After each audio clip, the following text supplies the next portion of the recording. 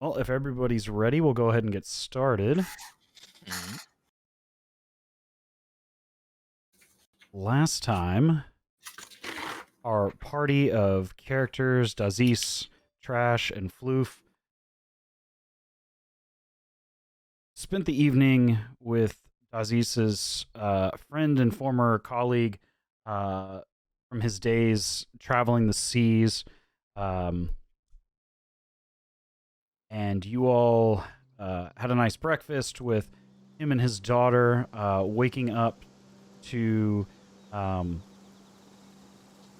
courier that had presented you all with a summons from the leader of the Gilded Bull, a trade and miscellaneous guild here in the city of Tierhelm, headed by one Miguel Barone. Upon arriving at the Gilded Bull, you had a couple interesting interactions with the staff, let's say, before meeting with Miguel himself, as well as the trio of less than satisfactory employees that were supposed to be guarding his young daughter. But having saved her in your introductory little mission you had gone on to find Dazis or Domus's his daughter as well, you found that the young lady was among the young girls that had been coerced by a strange blighted creature. But you were successful in saving them, and as such, Miguel decided to offer you all a commission of sorts, as well as Domus, who owed quite a bit of money to the Gilded Bull. You were given a sealed wooden box containing an item for one Enrique Sandis, and asked to deliver it to this individual in Mirstadt at the Hawk and Key. You were also given 100 gold preemptive payment and promised another 300 upon completion of the contract, after which you all decided to, before leaving Tierhelm, headed to the Magistrate Library to speak with one Keeper Odic, upon the request of Trash's contact among the magistrate. Upon arriving, you admired the sort of nature-infused library itself, and you eventually came to come in contact with Keeper Odic, a very eccentric small cobalt wizard who proceeded to greet you all with an exploding experiment that he was doing inside of his office. After which he discussed a number of things with you all sort of centering around a substance called lunarium, a mineral of sorts with magical properties that enhance various things on the continent of Irindal. After which, Floof had presented a scrap of leather that he was holding on to, and Keeper Odic stated that it was stained with not only blood, but a liquefied version of this magical mineral. After which, Floof decided in a rage to choke out Keeper Odic, and thankfully he was not injured, and you were able to calm the wizard before he immediately kicked you all out. And you discovered a bit more about this substance.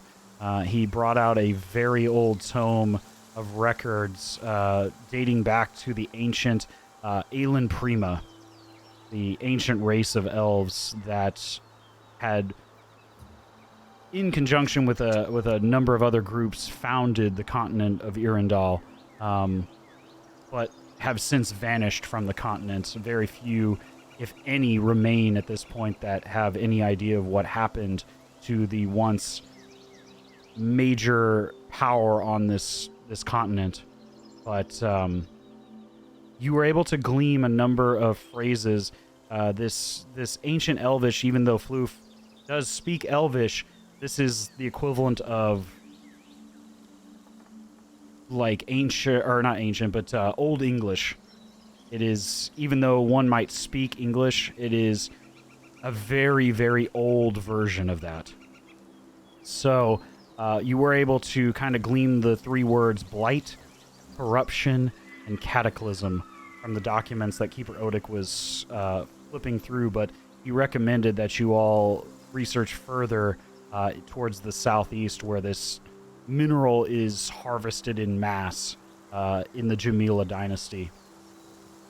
After which you left the library and proceeded to back almost towards where you had started the day, and picked up some supplies, some potions, various rations for the trip as you exited out of Tierhelm, heading south along one of the trade roads, heading towards the southern half of the Elenwald Forest and towards Mirstadt, the major naval trading city on the continent, one of the largest cities of the continent, to not only deliver your contracted package to Enrique Sandis, but also to make a stop on your way to your final destination in the southeast of the continent. At this point, it is rather late in the day. I would say it's late afternoon, still light out as you head south. Let me go ahead and pull up the map here. You all know where you are.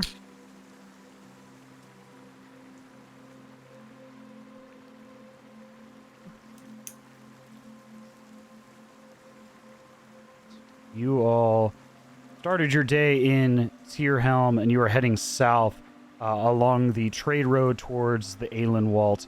It is about a 2.5-day journey to Mirstadt along this route.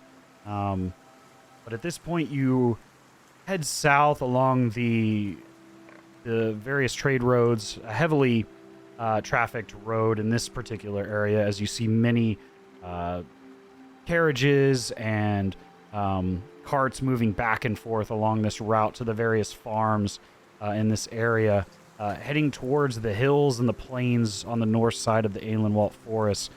Even you, Floof, are familiar with this area as it is in close proximity to your home, but you generally tended to stay away from this many people. But as you head south, the day grows long as the moon begins to rise and the sun begins to fall. As you get into the evening hours, the orangish skies above you beginning to fade slowly into a creeping darkness as you head towards the Elenwald. At this point in time, I would ask that somebody would roll me a d20, please. I'll do it. Go for it. See how you do. 15. 15. You all are able to head further south towards the Elenwald without much effort or any inhibitants. Heading towards the growing tree line. Was once very short, narrow shrubbery along all sides of the road, heavily carved out, is beginning to rise as larger trees give way to, or smaller shrubs give way to larger trees and denser forest on either side as you head closer and closer towards your destination.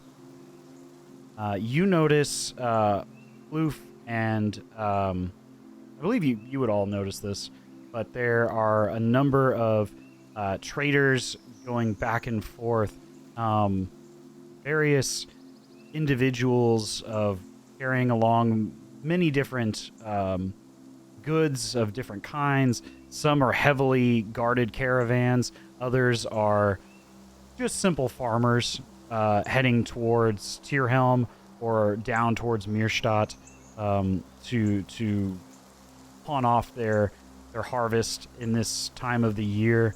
Most are heading towards Tierhelm as the celebrations are still going on for the better part of the remainder of the week in that city. But you do see a number that are heading towards Mierstadt as well, carrying various goods. But these caravans are dwindling quickly as you head deeper into the Ahlenwald now. I would say at this point, after a day's travel, you would be just into the tree lines. At this point, it is getting very dark. Would you all like to keep going and traveling through the darkness, or do you want to try to find a campsite for the evening? I think we should try to camp. Yeah, sounds like a good idea. Sure.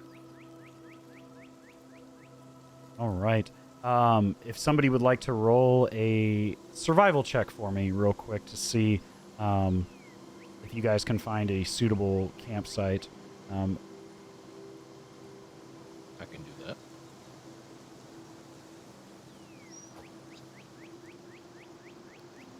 The 14. It doesn't take you too long to find a suitable place to set up camp for the evening.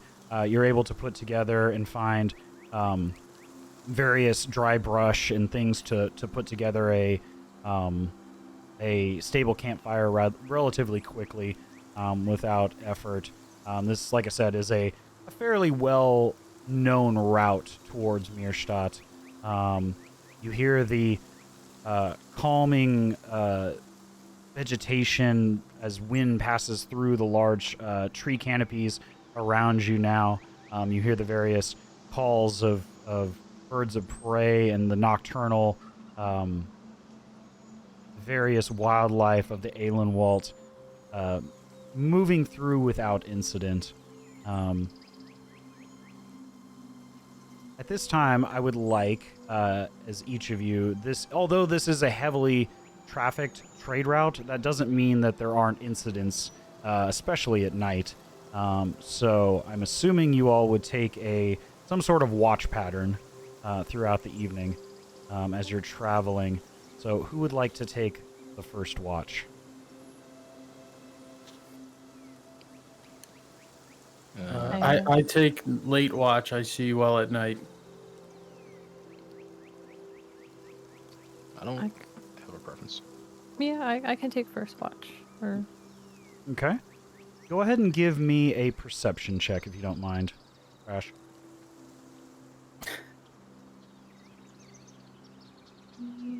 plus perception.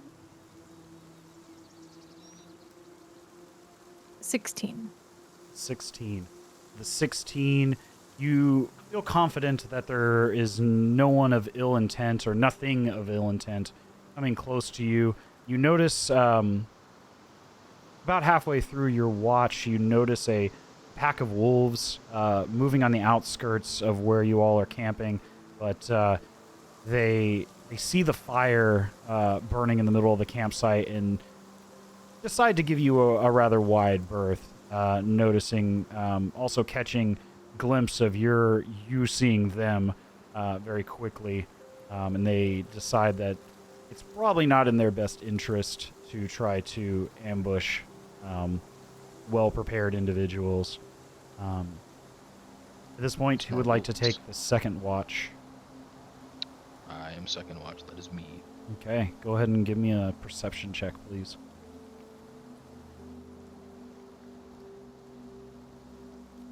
Ooh, With a 25, you watch. You see the night. You are. You decide to take up watch in one of the various tree canopies, watching intently as your companions take their rest. Without much effort, you don't see anyone approaching at this time, you notice on the edge of the road as you have kind of you're just off the main road to make your campsite, but you see a few people brave enough to travel through the night, or perhaps not necessarily brave enough, but just with a need to get to their destination faster. But you see nothing of ill intent without much effort. You don't lose track of anything, and you feel with almost absolute certainty that there's nothing trying to harm you. So at Very this nice. time, if Floof will go ahead and give me the final watch for the evening, go ahead and give me a perception check. Okay. Let's go. Oh, shit. Ooh. Natural 20. With a nat 20. That is 3 equal of ease successes as you all watch carefully into the evening. You are extremely familiar with this area, Floof. You have no sense of anything trying to sneak up upon you. And you notice the same wolf pack kind of hunting around the area, but they give you a wide berth, catching wind of your scent easily, and just that alone is enough to intimidate them into staying clear of where you all are at. We're so perceptive. We're perceptive as fuck. Yes, that was quite the string of successes right there. But the day comes early as the sun creeps up over the horizon, and at this point you all can take a long rest if you would like. So go ahead and on your character sheets up at the top, just hit long rest, and it should reset everything. Nice. You feel confident in the start of the day as the various birds begin to sing through the canopied trees of the Aelenwald, and you are able to start your journey with ease, having had a decent night's rest in your first evening camping in the Aelenwald.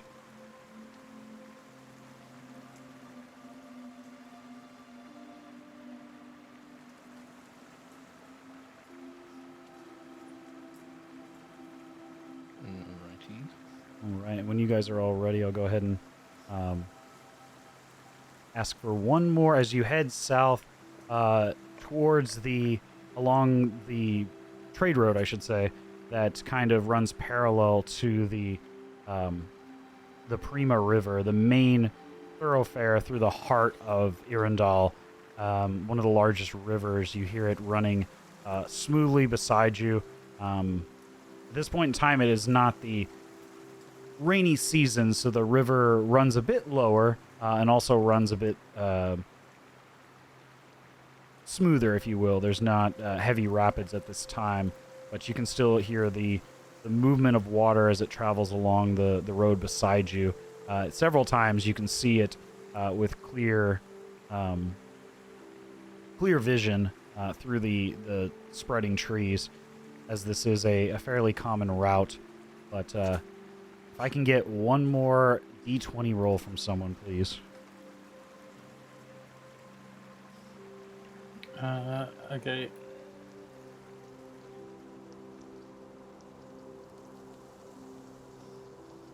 A 13. As you head down through the Aelenwald, you come to a segment that is rather sparse of trees to your facing to the eastern portion, heading towards the river. Just before you're about, I would say, late morning, you come across this clearing, and as you do, all of you hear this loud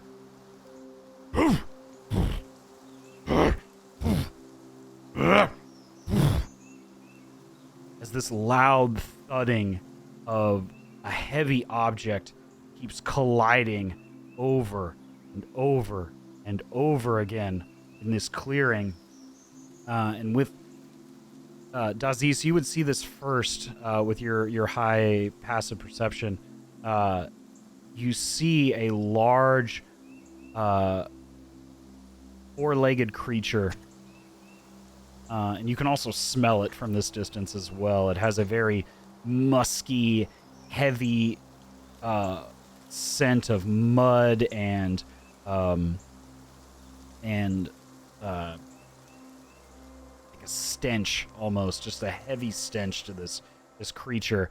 Coming off of its snout, you see these large extended tusks that protrude out in both directions as it and charges again. You see it charging again and again at this this large tree, one of the few trees in this clearing. And I'll go ahead and pull this up for you all at this time. Really ace this tree, huh? You see this large, boarish creature charging again and again at this lone tree in the center of this clearing. And at this distance, you can see something isn't quite right about this creature. Floof, you see, as Daziz points this out to you, something's not right about this creature. Something is abnormal as it charges again and again. And you can see little streaks of blood beginning to form on the forehead of this creature. And it isn't acting normally. All right. Let me go ahead and pull Alright, your tokens here onto the map. Okay. Just a moment.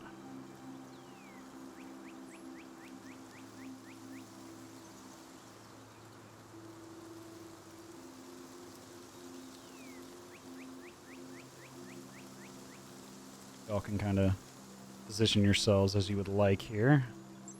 Mm.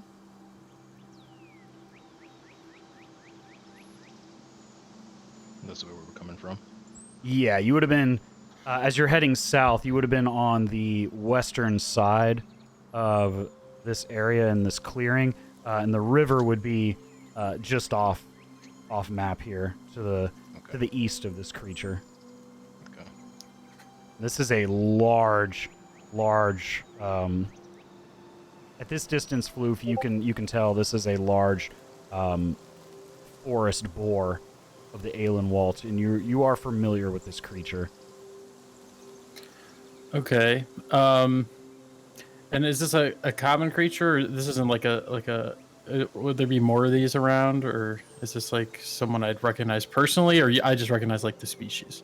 Give me a nature or survival check to see what you recall of this particular creature. Okay. The 14, you recognize that this isn't an uncommon creature in the Aelenwald. There are boars of all various sizes. It's not typical to see a boar of this size, particularly out in such an open area close to heavily trafficked roads. These are usually, a boar of this size would be much deeper in the Aelenwald, which kind of raises a concern to you why this creature of such size would be out in such a barren segment of the forest, as these creatures usually hunt for root vegetables deeper in the forest, because there's a heavier supply of it. For such a large creature, they would need to eat a large amount of foliage and matter to maintain their size. So it is odd that it's here doing this now. Okay. And if you like, with that survival roll, go ahead and give me one more perception check, please. All right. Oh my god. with a dirty 20, you can see this creature's eyes are almost completely blacked over. And it has, you can see at this distance, like bloodshot veins extending from the flesh around the cornea, In addition, you see those same veins, this blackish color, and it is reminiscent of the blackish color that you saw in your mother's eyes the day she passed away, in addition to some of the blackish bile color that you saw in the creature you fought but not 2 days ago in the cave when you saved the trio of young girls. Okay. So with my, favor towards nature and beasts, I recognize that I like you said, I recognize the eyes and the stuff just to my mother. So I just kind of whisper almost passively as usual, kind of disregarding the opinions of my group. But I say to them though, I say he's lost. He needs help. And I start to approach him. I don't know how far I could move.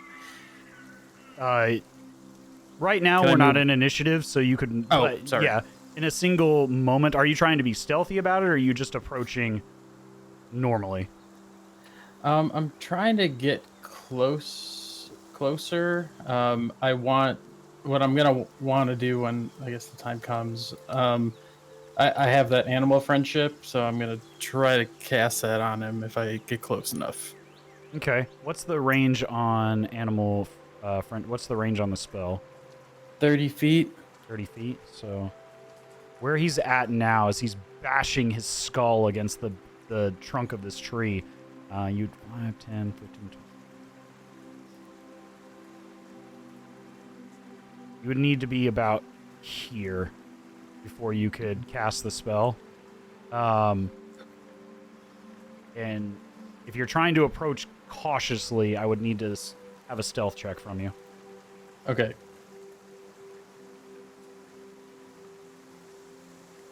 $14.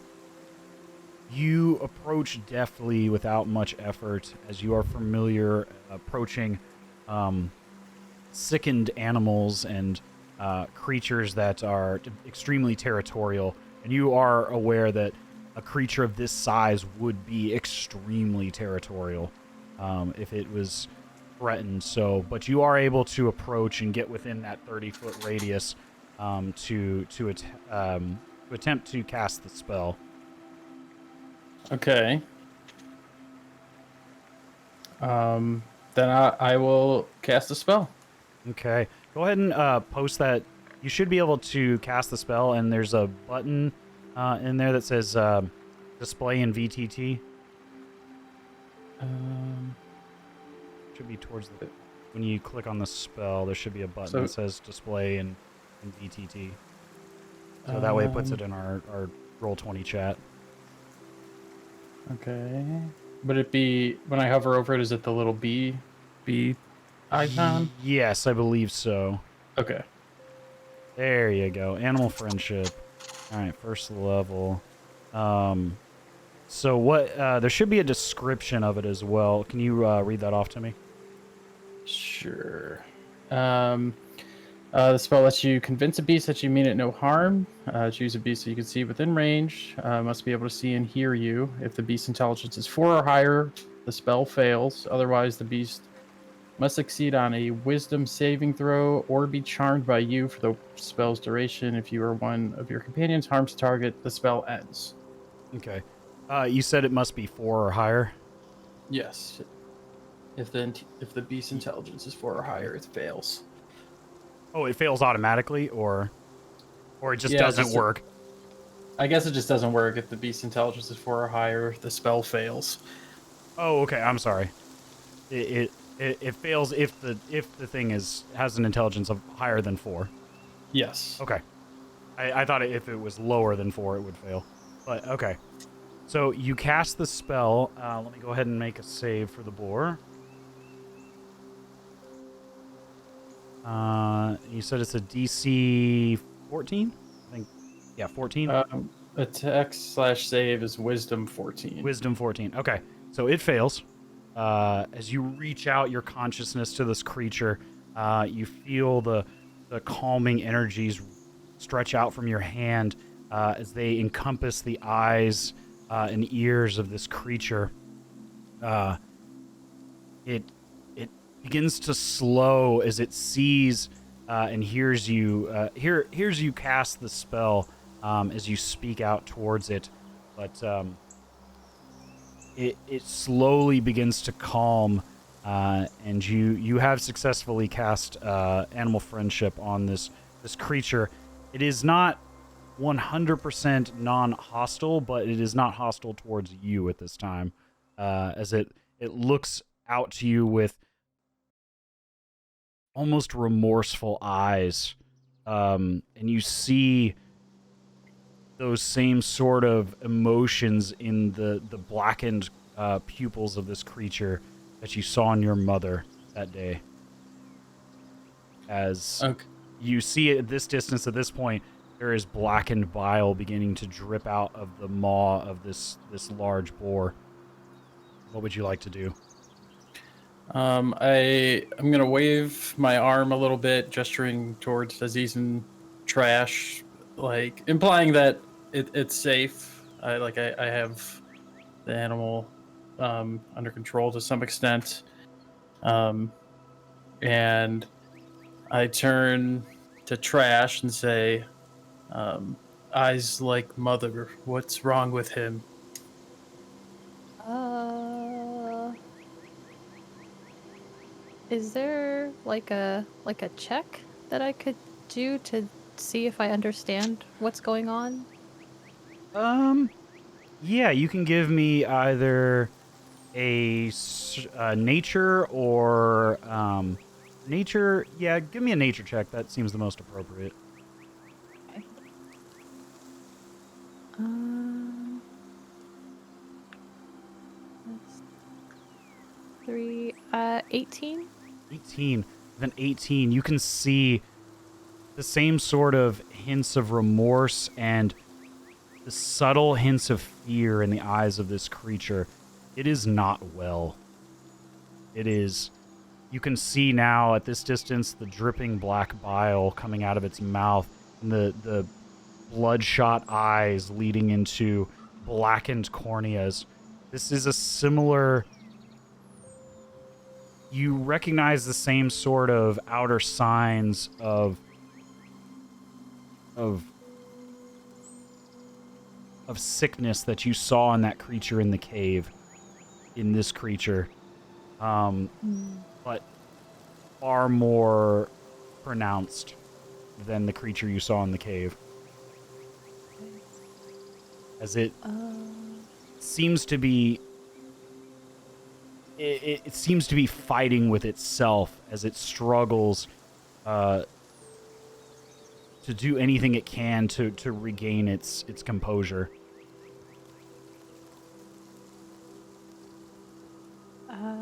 I don't really know what's going on. Maybe it's poisoned or has come across some sort of substance that's made it sick.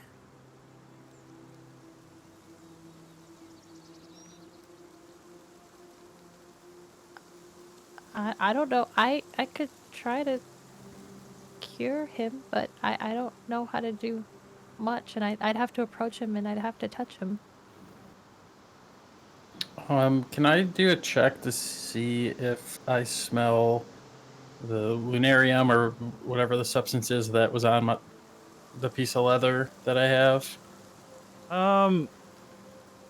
You would know, having been around it at this point, that it doesn't really have a scent. Okay. No, I'd take that back. You would have felt the presence of this substance, but it doesn't really have a scent. Okay. But you would be able to, at a very close range, sense what's going on if there was the presence of lunarium. You would need to get a bit closer in order to do so, like within, I would say, 10 feet of this creature to really know what was going on. At this distance, it's hard to tell. Okay. I glare at Daziz and say, "What you think?"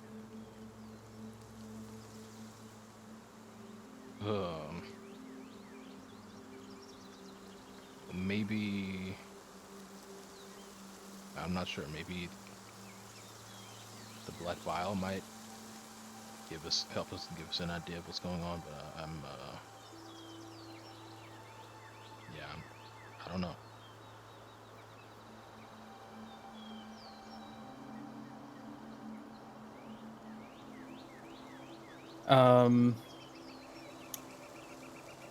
Do you think it would be safe to get closer to it from here,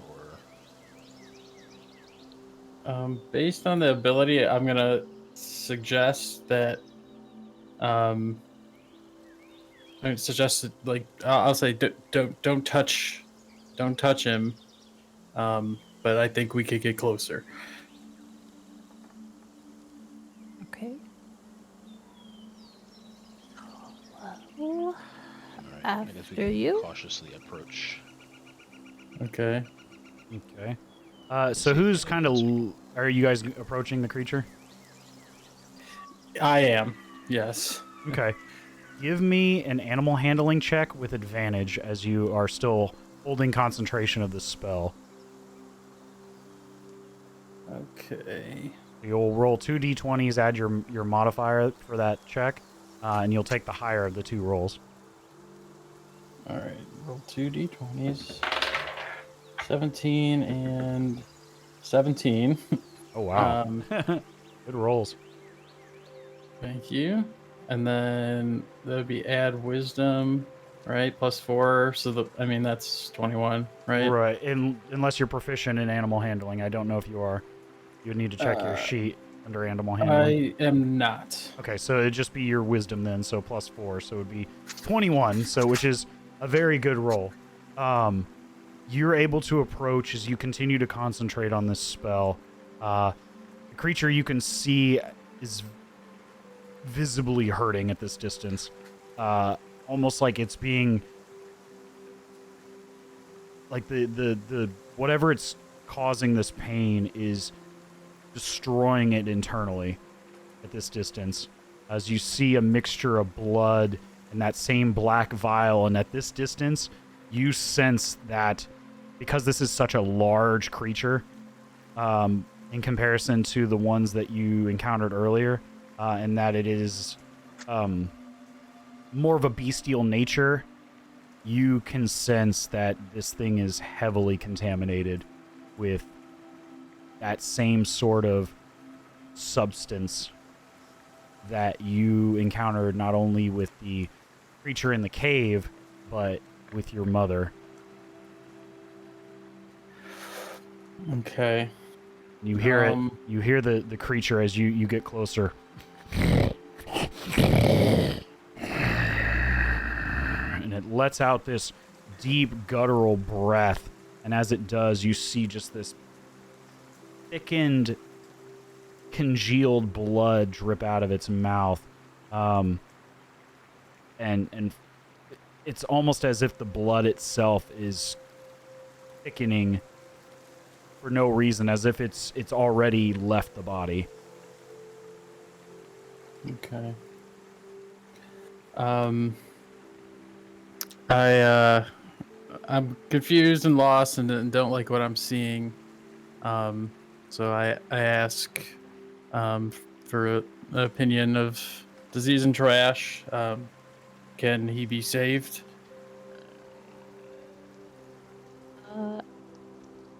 I'm not a cleric. I am not a healer. I know how to cure wounds, but I think that's too simple for what this creature is going through. I don't think that's going to help. Yeah, I hate to say this, but with our limited knowledge up to this point, I'm not sure we can do anything Okay. for him. Is anyone proficient in medicine? I'm not proficient, no. I am not. No, I'm not. Okay. It's hard to tell, what the without knowing biologically more about a creature, and just organisms in general, it would be something that you would need to study in order to really know what the length and breadth of this creature's overall condition is and whether or not it could be saved. But your initial assumptions, based on what you're seeing now, is that this, and everything that you've done thus far, is that this creature is, moving steadily towards madness and death. Okay.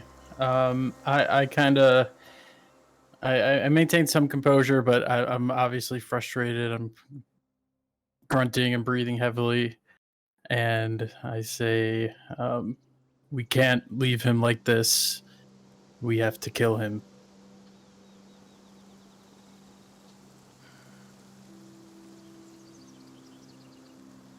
I was afraid you were gonna say that. Out of misery. Yeah, this feels awful, but I think I agree with you.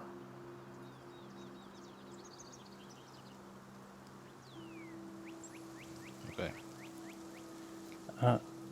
Okay, and I don't know how I'm gonna do this, but I would like to be the one to do it. So I kind of suggest maybe do like a chest beat, and I'm like, I'm gonna attack it, but I don't know how yet. I'm looking at my moves. Sorry.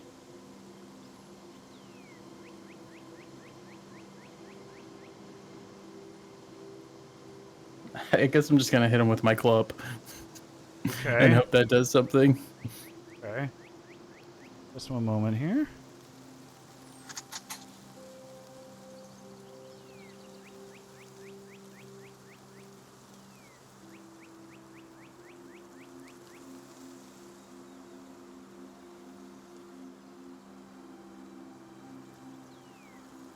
Right.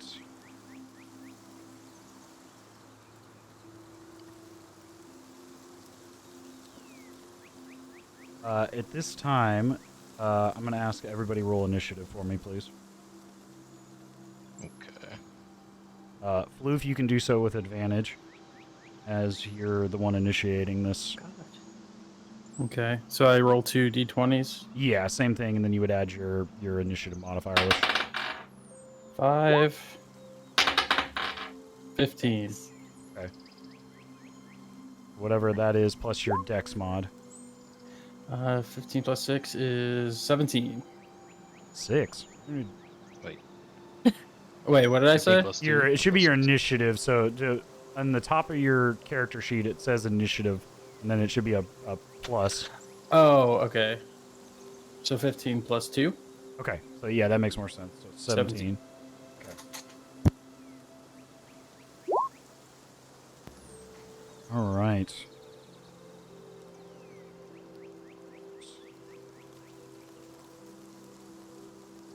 Wait, did you hit a natural 20 on that?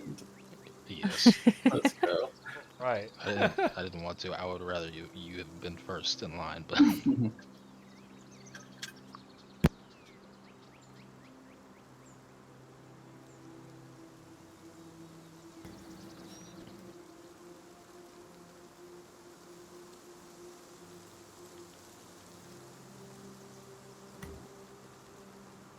Just making up the order real quick here.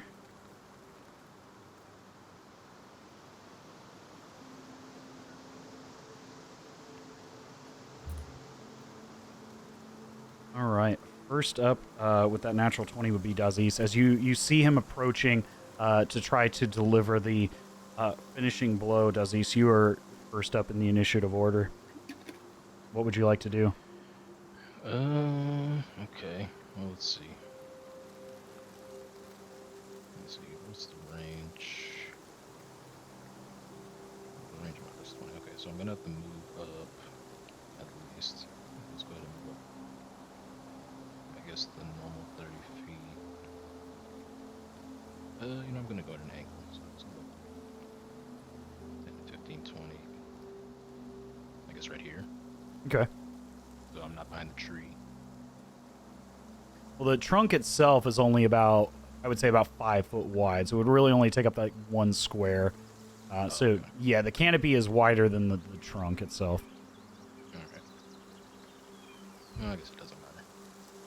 So yeah, at that point, yeah, you wouldn't have cover, or you wouldn't be obstructed if that's what you're trying to avoid. Yeah.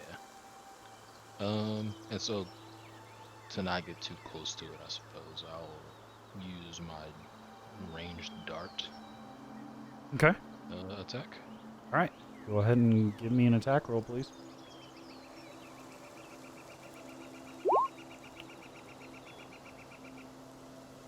All right. That, yeah, absolutely hits as you reach into your waist pocket and immediately draw out a dart and throw it right dead center into the face of this creature between the eyes. Go ahead and roll for damage. 7. Right. Sec here. The dart flies true, nailing it square between the eyes, and you hear this loud, guttural squeal, and immediate blood begins to drip out from the maw as the squeal cries out from this creature. Decent amount of damage there. All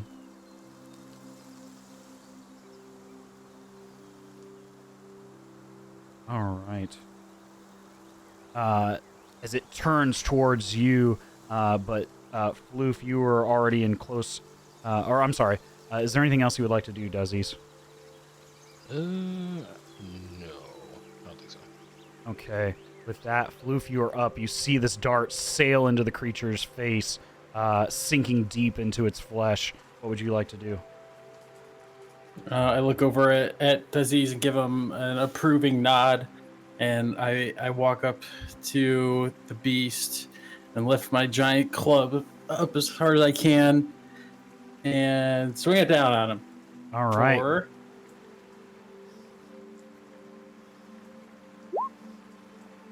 22 to hit. You slam solidly into the same location that Daziz had just thrown the dart, drawing a hard crack across this creature's skull as it again squeals out and grunts at you. Go ahead and roll for damage.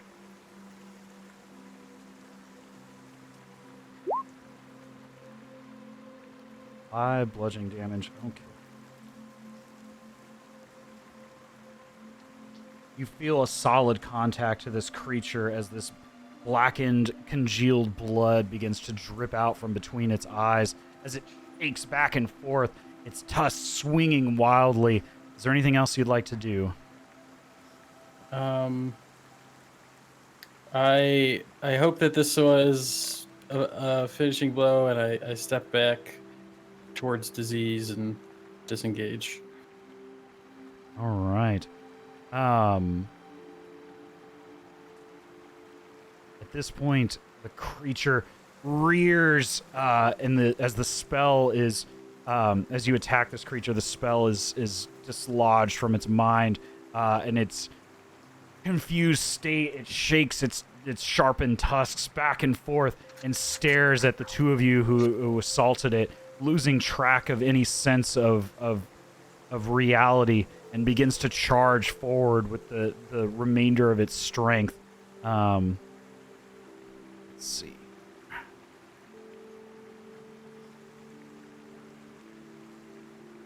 At this point, I need Floof and I need Daziz to make a dexterity... Oh, I'm sorry, a strength saving throw, please. Okay. As the creature charges towards both of you in a line. All right. Oh wait, did you say stealth? I think I hit stealth on accident. Yeah, it should be strength. Okay, my bad. Help, I'm dying. I did. Okay. Floof, you are able to push your way across the center, thicker portion of the tusk, and draw it away so it does not make full contact with you.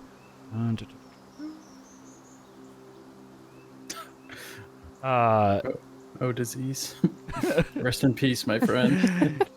And you were able to avoid the damaging spiked tusk. Daziz, unfortunately, it swings back the other way and gashes you across the center of your torso.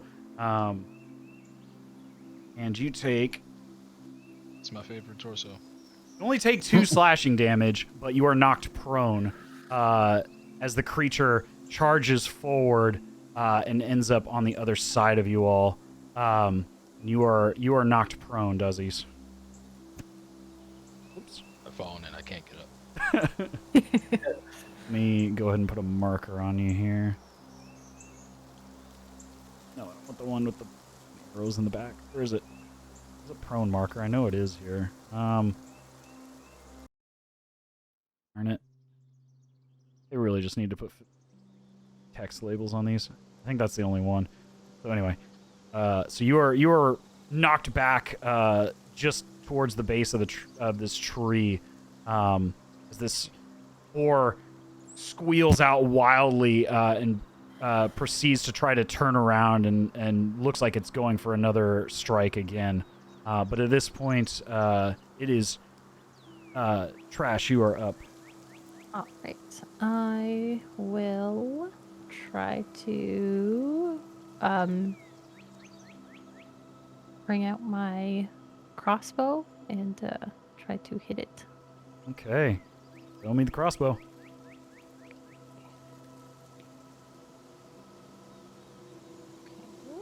So 17 plus 2.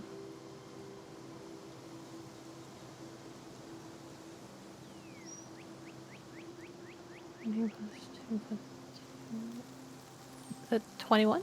21? Yeah, absolutely. The bolt flies through and you catch it just behind the ear as the bolt sinks into the side of its neck as it squeals out again in pain.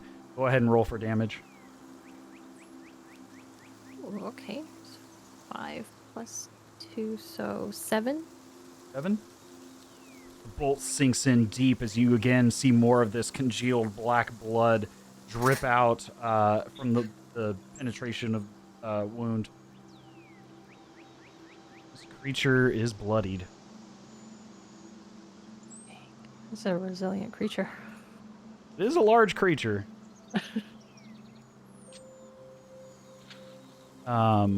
Is there anything else you would like to do?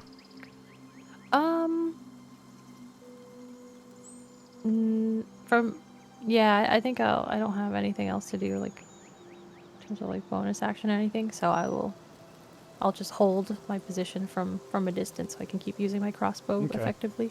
You still do have your movement as well. If you would like to move, but if not, we'll pass things back along to Duzzies.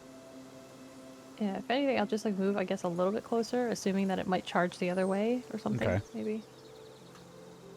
And just so you know, these rocks just below you and the ones over here, these are all about 3 or 4 feet tall. Okay. So there's a bit of a change of an elevation here. In the same way, this singular tree here is probably about, I would say, about 15 or 16 foot tall to the top of the canopy. Mm. The trunk itself is only about like a singular 5-foot cube. But if that's the case, Dazis, we are back to you. You have been knocked prone against the ground here with a fairly benign slash wound to your torso.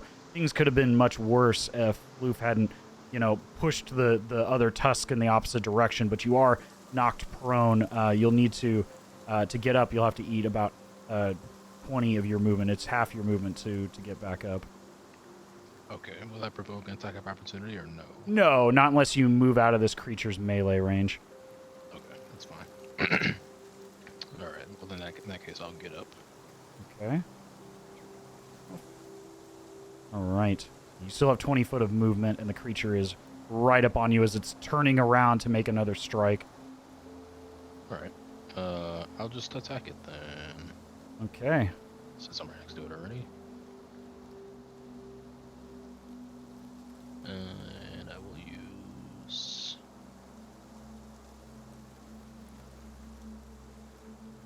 I guess I'll use my unarmed strike. Okay. Go ahead and show me the strike. Oops.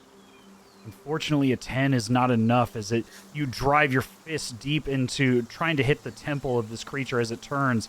but its thick hide, you don't feel like you made a significant impact to the creature.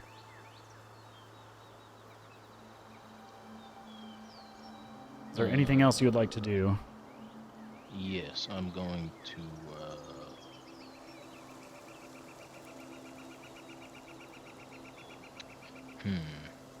One or two.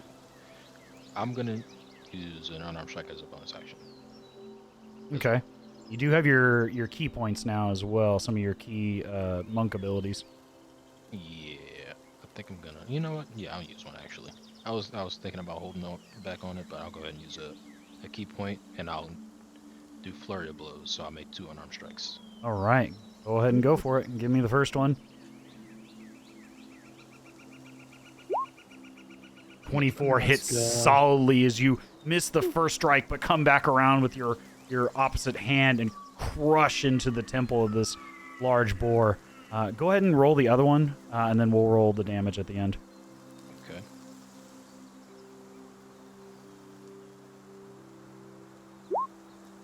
Same thing. You immediately come back down as you drive your opposite fist into the snout of this creature, and without missing a beat, turn around and drive your elbow down into its snout, forcing it to almost into a prone position. Go ahead and roll the damage for both of them.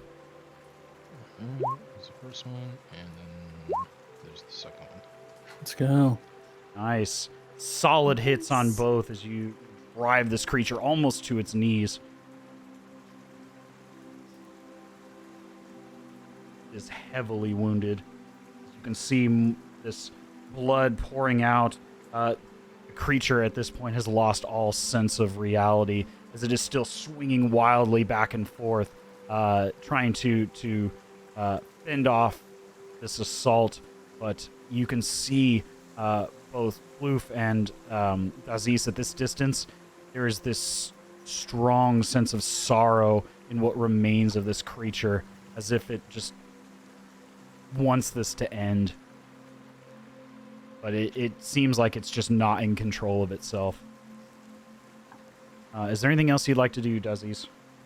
Yeah, I'm gonna move right here. Okay. Cool. And that's it. All right, and Floof, you're up. Okay, I see the beast. It seems to be wavering.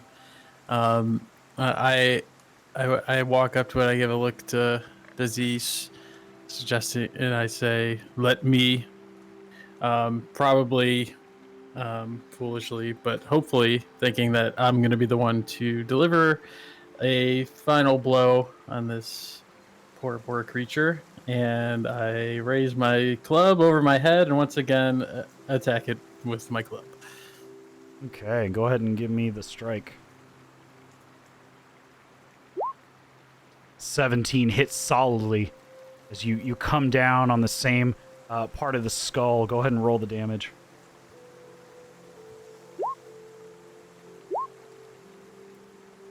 It's okay, they're both the same. I just hit it twice. I didn't think it would. I forgot to hit the B the first time, so I guess it doesn't okay. matter if you hit it or not for future reference. As you come down with the club, how would you like to do this? Describe to me how that you put this creature out of its misery. Okay, I lift the club over my head and I look at I pause for a second and look at the beast's eyes, and I could tell that it's sad and it's scared and it doesn't know what's going on, but I know there's no saving him, and the best way to save him is to release him from this body that is clearly poisoned and tortured. So I take it's over my head, my club, it's all the way back, it's practically touching my butt, it's stretched back so back, so I'm getting so much power into this hit because I just want to put him out of its misery. And with all my might, I almost jump into it and I bash the head of the creature. With the full recoil of your large upper torso, you come down hard on this creature with the full force of your club, driving deep into between the eyes as you hear this blood-curdling squeal from the large boar as you see what remains of the life of this creature vanish as the form stumbles a bit back and forth before falling at your feet, pushing away large, loose pockets of dust and debris in all directions as the congealed blood drips out and the creature falls to one side, lifeless at your feet. I put a little hand on its chest and just put my head down. Maybe it looks like I'm doing a little prayer for it, or just, expressing my sorrow that it had to go like this, but it had to go.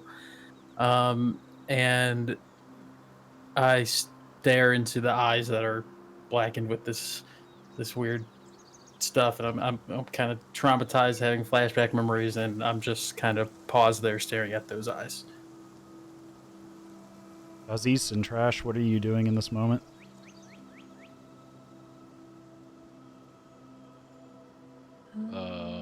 Can I join Floof in his I don't know what you call Prayer. it. It kind of looks like a prayer, yeah. Sure.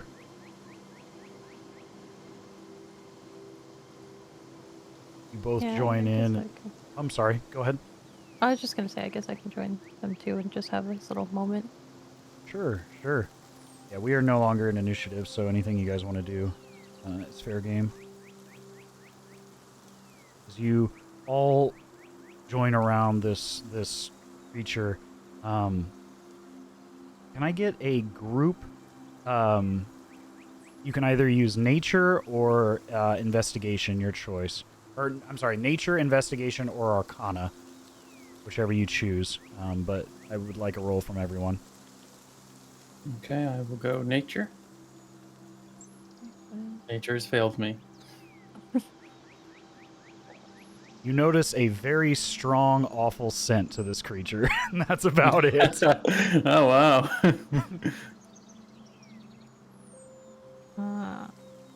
I did investigation, but I Okay. got 13. 13. You don't notice any, other than the wounds that you all delivered to this creature, it doesn't appear to have any type of exterior wounds of any kind, but you notice again that same sort of signs of contamination that this creature has, and this confusion and abnormality that you noticed with the mimic creature that you all fought in the cave. This one, although it was much stronger and much more fit when you encountered it, didn't seem to have the same level of intelligence that one did, but it still had this corruptive nature, whatever caused this. I'll roll Arcana, I guess, to round it out. Okay. 17. As the blood drips out of the maw of this large boar, you see concentrated flecks of the same sort of, as it just barely hits the edge of the light coming in over the canopy of the trees. And at this point in time, as the sun is beginning to rise towards the center of the sky, you see this very soft light blue just for an instant. And you sense that magical nature that you felt when Keeper Odic had identified the blood stained upon the scrap of leather that Floof had seen, or had presented to him. This is definitely some type of lunarium that is inside this creature. How it got there is hard to say, but this creature has definitely been corrupted by this mineral component. and it has a heavy amount of this substance in its body, in its bloodstream. Okay. I share this information with the group, and I turn to Trash and I say, do you think it's worth taking a sample? I This- was thinking to do that actually. I agree with you, so I'm gonna try to scoop a little sample if I could. Without effort, I won't make you roll for it. With that Arcana success, we'll say that with the amount of blood that is dripping out of this creature, you're able to capture a bit of the congealing blood inside of a small vial, and pocket it with ease. Not unlike the pieces of flesh that you pulled from the rock mimic in the caverns.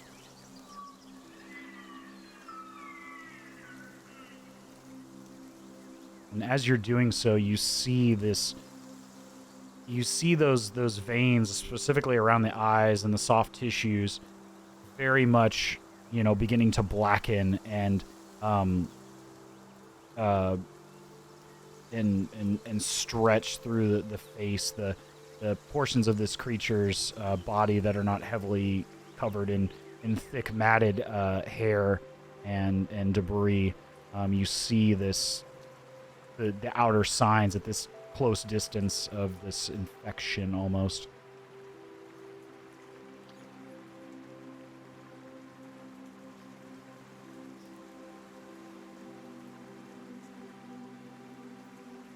Ooh, boy. I say, could Rock know what this is? Referring to Trash's Rock, who I forgot. Is it Clementine or Candace or what was her? Cassandra. Cassandra. Hold on, I gotta remember. It's I had Catherine. Catherine, thank you. I'm sorry. Catherine, that's it. Bad DM. Bad DM doesn't even remember his own NPCs. Catherine, thank you. My bad. All right, so yeah, I say, what Catherine think? I don't know. I can try telling her that this happened and Yes. to see if she has Do it. anything to add to this. Yes. So I can try to let Catherine know the situation, that it's very similar to the monster, and that we had spoken to Keeper Odic, and that was kind of his findings of Lunarium. Okay. I blink at you, waiting for you to do it right now. Yeah, you can definitely, since you've had a long rest, you can definitely use the sending stone if you want to contact Catherine. Okay. Guess I'll just walk away a little bit. I like my privacy. I follow. So you have 25 words. Yeah. Say we came across a boar tainted with Lunarium, similar to the monster you sent me to investigate. Hi, Do I'm Floof. You know what's going on? So you have 22 words. Floof. Hi. Floof, hi. That was what the message is. As you finish sending the message via the sending stone, you can definitely tell that the magical incantation on this stone did transmit, but you don't get a response right away at this time. But you can tell that the magic did go through. But initially the response is you get nothing but silence from the stone initially. Okay. I'll say to Floof, I'll be like, well, I told Catherine, I think Catherine just needs some time to get back to us, so hopefully she has some answers for us when I hear from her next.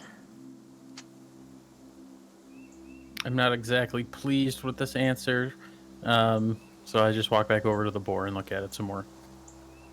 Okay. Are you trying to look for something specific, or are you? I was thinking, I have the detect poison and disease. Okay. I I think I'm gonna detect poison and disease on this Okay. substance. On Or is the it already implied that it's poison? I don't know. um, I mean, it would have a poisonous effect. But you've already identified that there's a heavy dose of lunarium based on what Dazi's had noticed in his Arcana check. That seems to be the underlying cause of this manic and crazed behavior. In the same way that there was this profound effect on the previous creature you encountered, as well as it the it had a profound effect on your mother as well. Okay. So I would say I wouldn't have you roll or use your spell to do that. That's what you can tell based on what you see here. It's not so much a poison or a disease as much some sort of magical substance is causing this. Okay. I put my hand on its chest one more time. This time, not so much in a prayer, just as a kind of like goodbye, and I start walking towards the direction that we needed for our little mission, so that Trash could start helping me later and everything. And I say, "Let's go," as if this was just another little incident.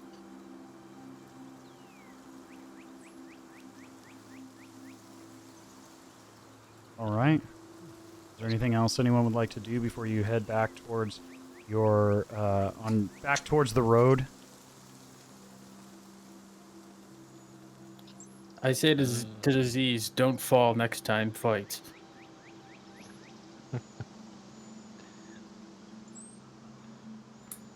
I laugh Okay. in response. All right. At this point, you all head back towards the road. Not too worse for wear, but a bit shaken emotionally from this encounter with this creature. Seeing this again, all of you for the second time, if not the third time, that this is more than just an isolated situation. That something is happening across multiple areas of the world as you know it. But you head south and allow time itself to calm your nerves and your tense muscles as you head back along the path.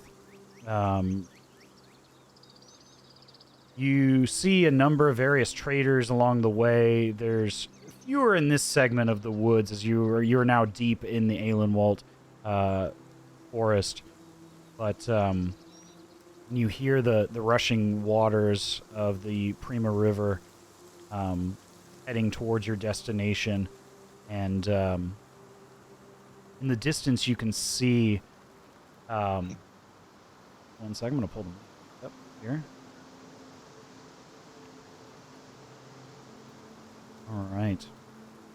In the distance you can see... at this point... probably about midday, you would come across, or I'm sorry, just after midday, you can see now the what appears to be in the far distance, probably we'll say about just on the periphery of your perception, you see a large stone bridge. As this bridge is a bit higher in elevation than where you all are at now, crossing the river, you would probably reach just prior to this bridge by nightfall as you continue to travel. Would you like to continue pushing forward, or are you all planning to take one more night to rest?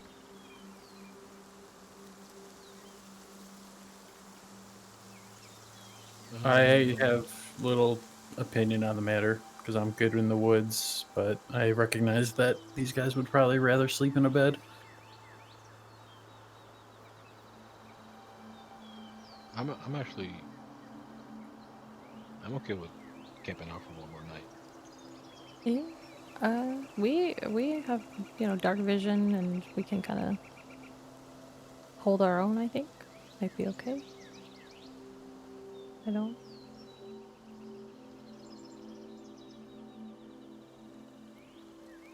All right, let's camp out then. Yeah. Okay. Just before you all reach the bridge, you're maybe about a mile. At this point, you can see this is a well-made bridge that was constructed here either by the city of Mirstadt or Tierhelm or both to facilitate crossing of the wide portion of the Prima River. But you haven't quite reached it yet. You decide before crossing that you are going to go ahead and set up camp for the evening. At this point, I would like someone to roll me one more d20, please. One of you guys could go for it. Oh damn! All right, I was about to say break out the good luck, but I'll do it. I'm saving my disaster roll for the fight or something later. It's gonna be great. All right. I respect it. Oops. Okay. All right. Well, with that one, literally, This is gonna be fun. as you all are putting together your campsite for the evening, you come upon a segment of the road. There's a hold on one second. Make sure I don't tell you the wrong thing. It is you notice that the elevation is beginning to climb in this area as you cross this little offshoot stream coming off the main body of the Prima River. And at this point, you are still deep within the Alemalt Forest, and the canopies are blocking out, have all but blocked out any light of the moon. It is extremely dark in this area, so without some means of seeing either via dark vision or a torch or some sort of spell, you would have a very difficult time seeing. But Aziz and Trash, you would be able to see that there's a bridge over this little segment of river as you come upon it. Let me go ahead and pull you guys to that after I reveal for you that. So,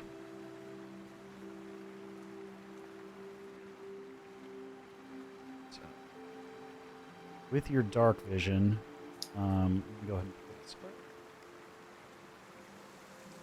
You'll be able to see right about here as you head south, and there's a bit of a chicane in the road, like a snake curve, where it kind of goes one way and then immediately goes the other way.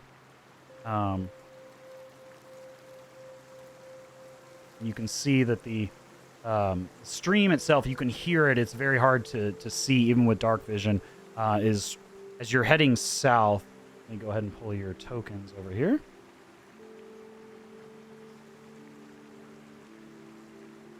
Right. Kind of place yourselves where you would like to go. As you're heading south towards this segment. Cursor back. There we go.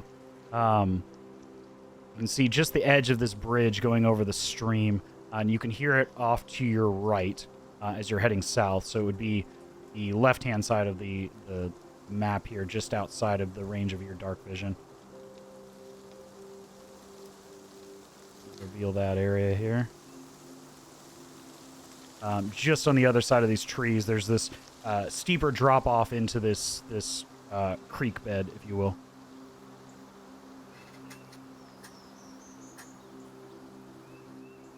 But the actual road itself is the one that goes further south, as you can kind of see. Just let me reveal that portion here. So it's easier to see what's going on. You can kind of see the beginnings of a man-made bridge structure here with a wooden railing. And as you guys are heading south, you begin to hear this odd sort of chittering sound and clicking. This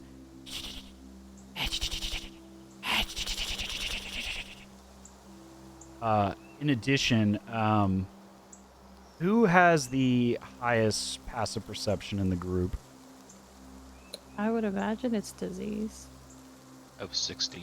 16. For the 16, you can just barely hear over this almost echo-like chittering. It's not birds, but you just barely hear under this echoing and back and forth of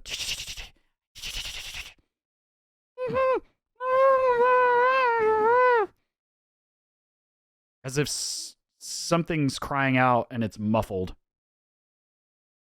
I'm the only one who hears it. Just barely, yeah, you would just barely hear it.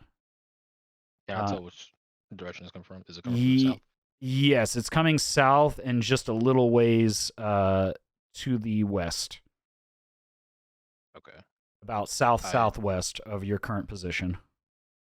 I'll point in the general direction so as to not make any noise, and I'll whisper. I hear something over there, and I guess I will approach slowly. Okay. I guess stealthily. Okay. Is anybody else following behind, or is this Aziz alone? I'll follow behind.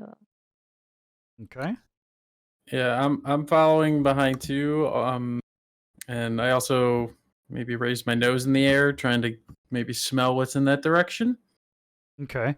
I will ask for a group stealth check from everyone. So go ahead and roll stealth for me, and then after which I will see.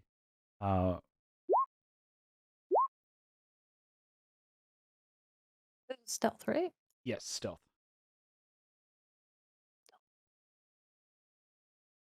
Oh, I'm so stealthy. 23. 23. Nice, nice. Give me just one moment here.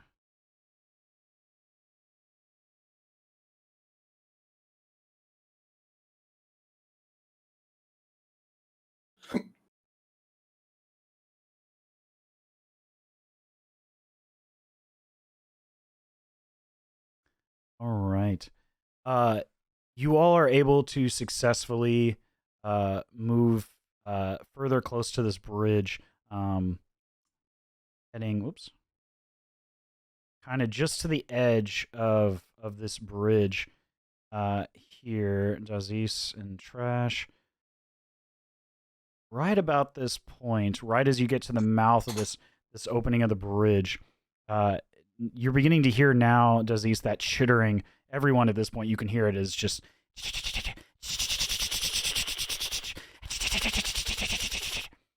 It is much louder at this point, and it is like echoing this area just off to the left-hand side of the map itself, left hand on where you all are here, just falls rapidly into the creek bed below.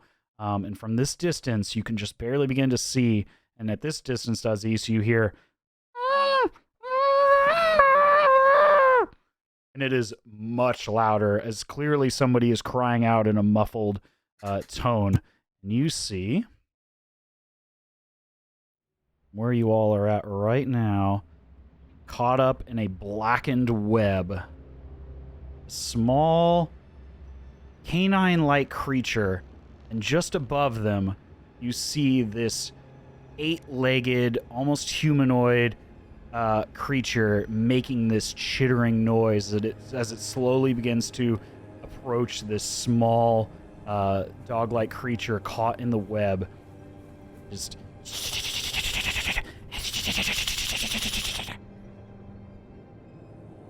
what would you all like to do?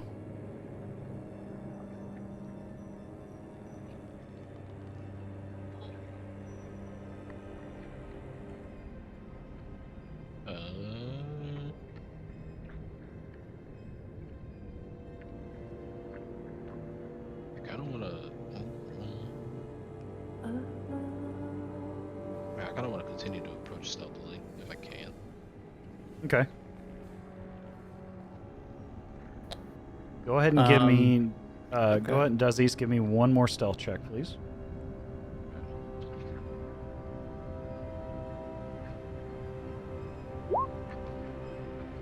15. You approach with deft footing. Where specifically are you trying to head? What a great question.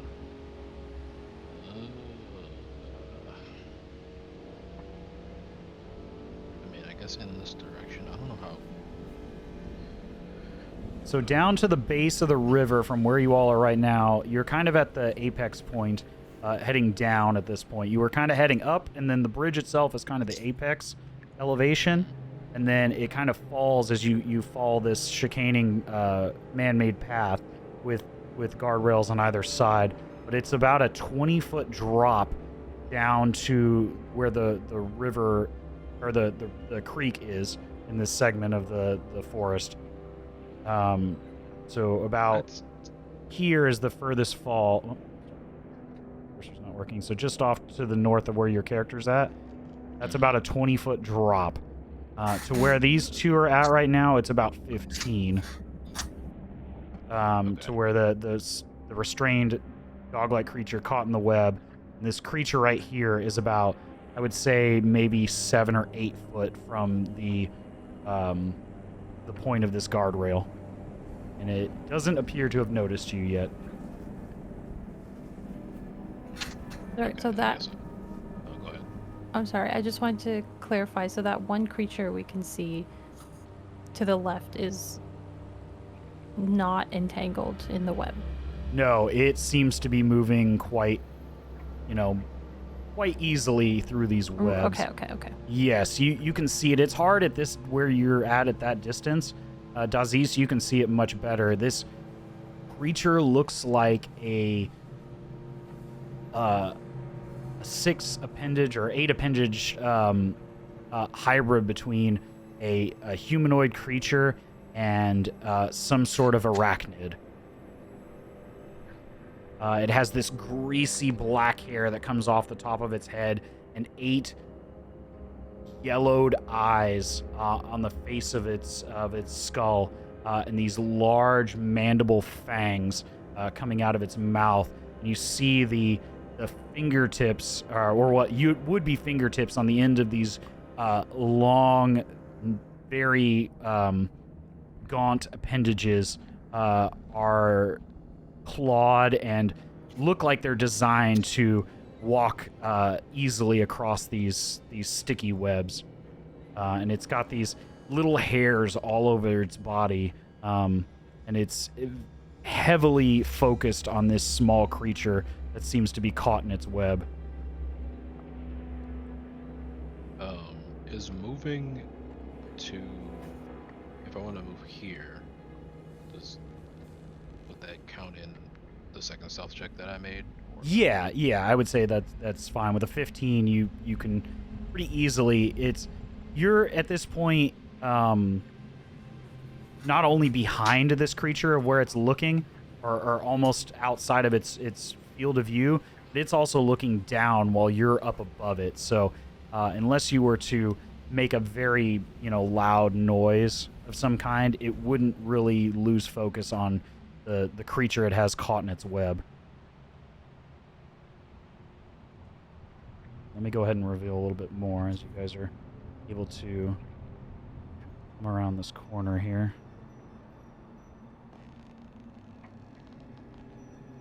You can see the path kind of chicaning in that direction, and then the river itself, and there's more of these webs, as if this is very much a trap, it appears from this distance, for these creatures along this passage of this creek, for anything foolish enough to come through here.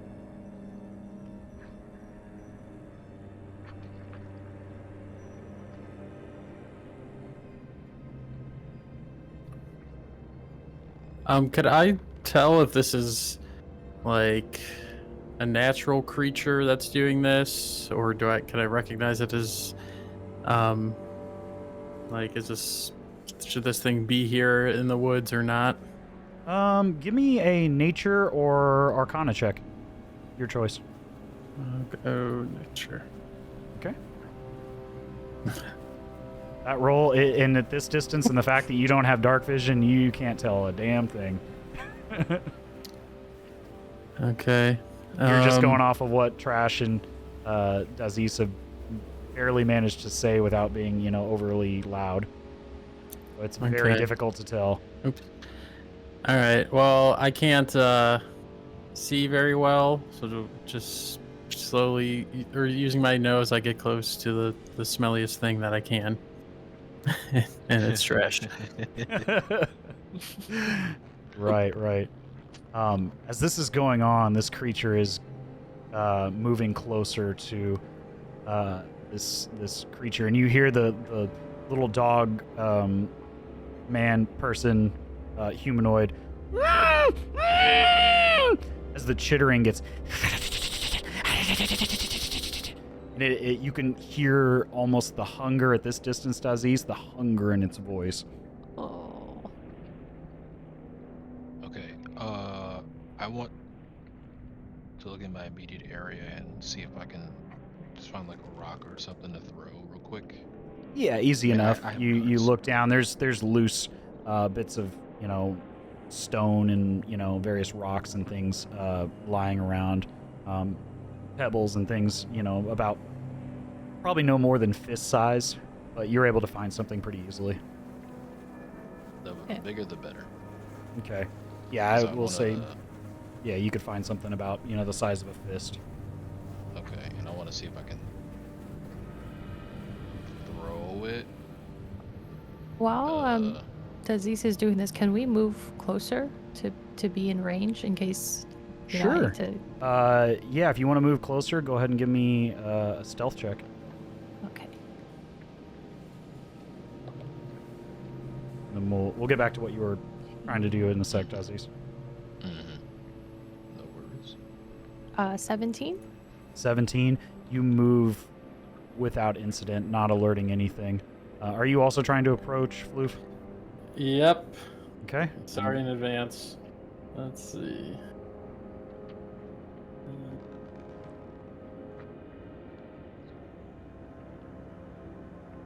Without effort, you both approach closely, and you're able to get, essentially wherever you would like, to kind of position yourself. At this distance now, Trash and Floof, you're able to witness the gruesomeness and the kind of nastiness of this creature. Let me go ahead and see if I can pull it for you guys to see here, more so than just the token.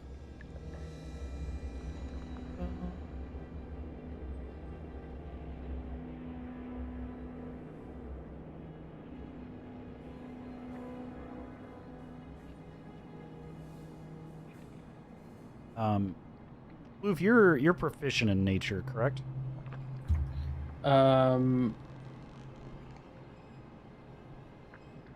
Would that be under the senses part of the?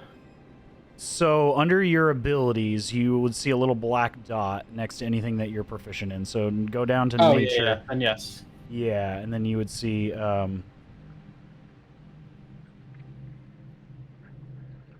Yeah, you would see down there. If you have that little black dot, then yes, you're proficient in nature. Yep, confirmed. You know that this is not a typical creature, but you have vaguely heard of these things coming into this realm. They are not originally from this plane of existence, but they have kind of found themselves now as creatures of the Aelan Waltz, but they are originally creatures of the Fey realm, more so than creatures of this plane of existence.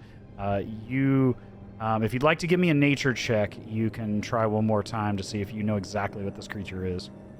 Okay. Then 18, yes, you dig into the various things you've learned over your time on this earth, and you remember that this is a creature called a chitin. a spider-like humanoid creature that originally was of the Fey realm. Okay. I whisper. Maybe I get in between them, and kind of whisper. I say, Chitine, part of, or part nature, leave it be. You guys should be able to see the creature now. Hmm.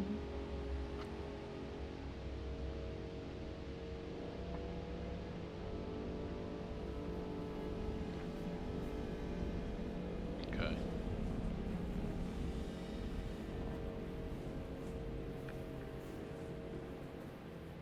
But as you all are debating, you begin to see the spindly back arms of this creature begin to wrap around the small dog-like humanoid as the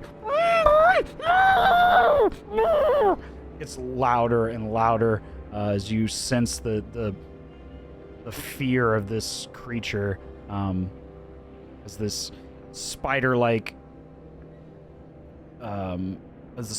mandible fangs begin to approach around its neck.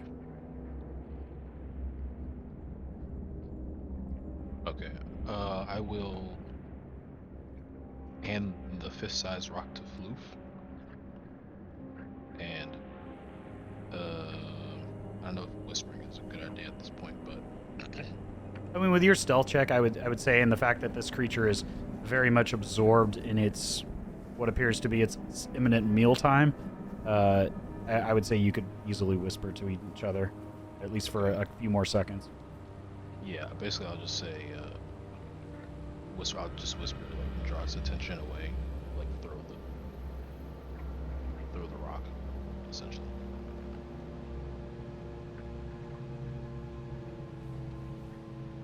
So wait, so I have the rock now? Yeah, because I figured I Okay. can throw it farther than me. I look at you, and I look at the rock, and I drop the rock on the ground. Oh, go ahead.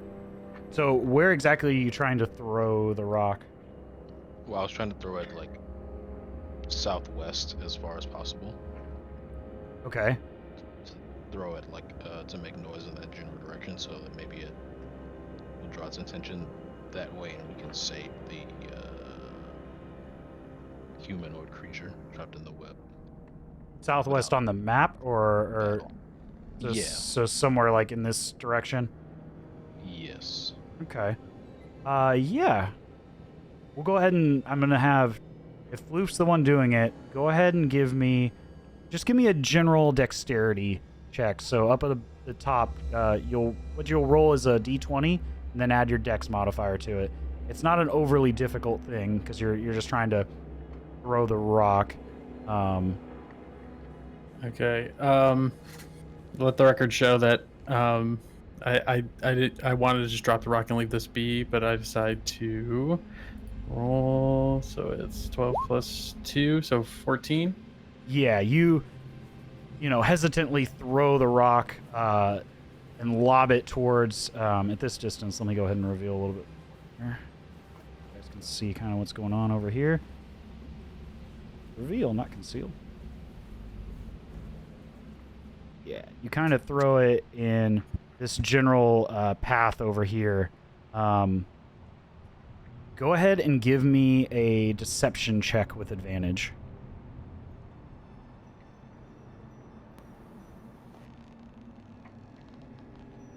So you'll add you'll roll 2 d20s and then add your deception modifier, which I think in your case is actually negative.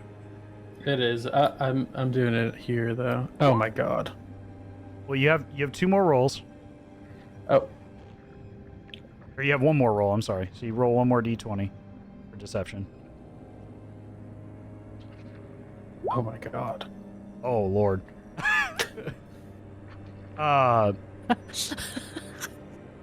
It's advantage. Not like this. Not As like you this. throw the rock, as you're throwing the rock, you overly, kind of, don't understand that you're still trying to be stealthy, so you kind of grunt and and you throw it, and in the process of throwing the rock, you make more noise than the actual rock did. And immediately you see this creature turn its head and look up at you all with these heinous yellowy eyes as it hisses at you and just starts chittering louder and louder. And just off to the north of where you all are at, in this chittering moment, you notice that this creature is not alone. There is one other Shatine on the other side of a web that's hanging over the river. And at this point, I would ask that you all roll for initiative, please. You see one more noticing being called out to.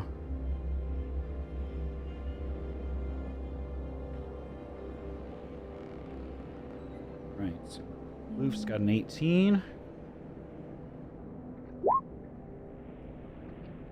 Lisa's at a 21. I have a 14. 14, okay.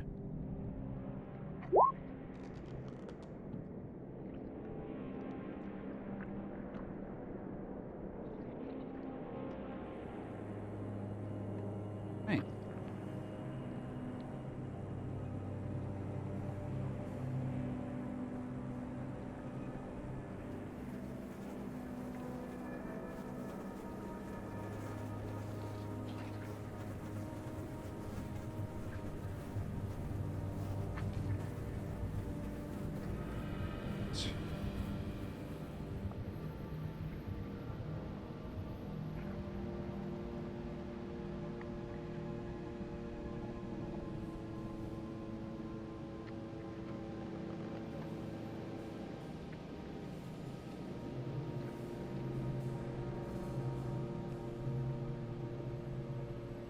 All right.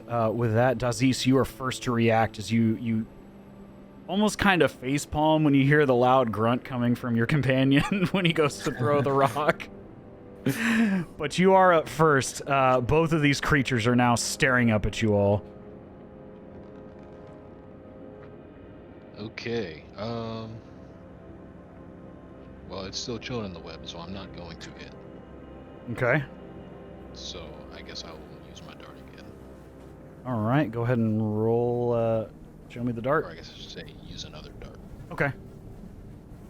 Because I don't think I collected the one from the... We'll say you picked it up. It's not a big deal. I don't keep track of... Yeah. With a 23, you, again, reach to your belt, grab a dart, and throw it straight at this creature's neck. Go ahead and roll for damage, please.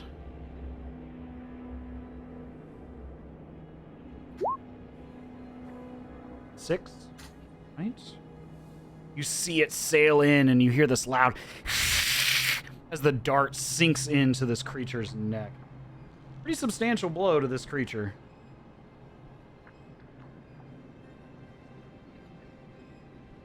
Is there anything else you would like to do? I think I'm also gonna... Okay. Let me go ahead and reveal a little bit more as well. I'm not sure if I want to or not. Yeah, I'll go there. That's the 30-foot limit. I think you have 40 foot of movement.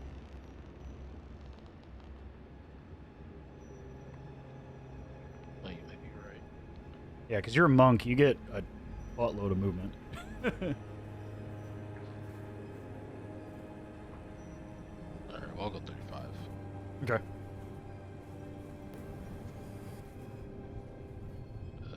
Yeah, I guess yeah. That's it. Okay. With that, Chitine that you had just struck out is going to spider climb up this wall up towards you, and is going to go ahead and strike out at you as it climbs up onto this fence. It's going to go ahead and strike out and try to make some attacks at you. It's going to go ahead and swing at you 3 times. 3. Yep. It's got 6 arms. Oof. That is a 19 to hit. Yep. That one definitely does not hit. That is a 7. 16. I think only 16. one of those hits. Yep. Just the first one.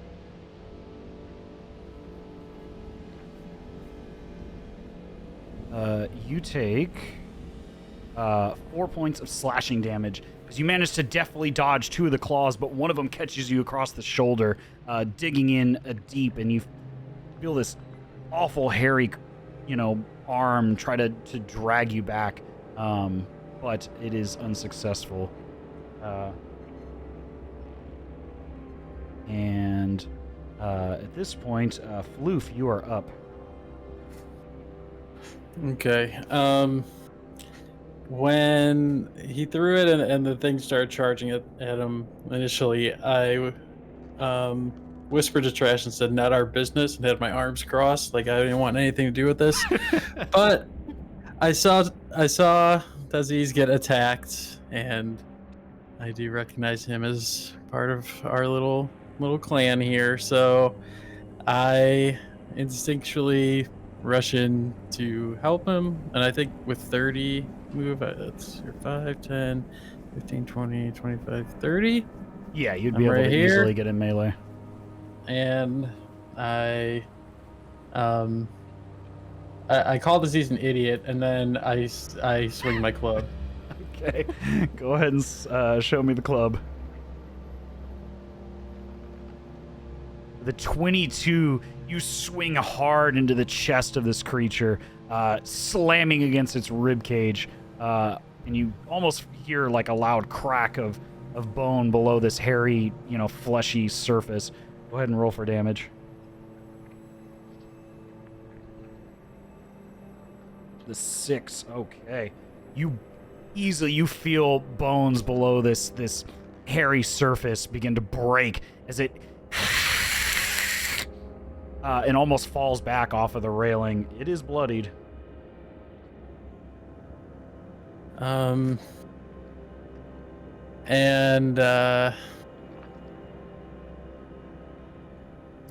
it. I'm just gonna stand here and wait and see what happens because I don't want anything to do with this. Okay. Trash, you are up next. What would you like to do? From my distance, I could probably still, because it's like 80-foot range or something. I can get my crossbow out. Yeah. Let me look real quick. I don't know, because there's 2 different ranges. You have a short range and you have a long range. Let's see. Oh yeah, 80 is your short range. Yeah, you're fine. Okay, cool. I will do that. Okay. Try to hit.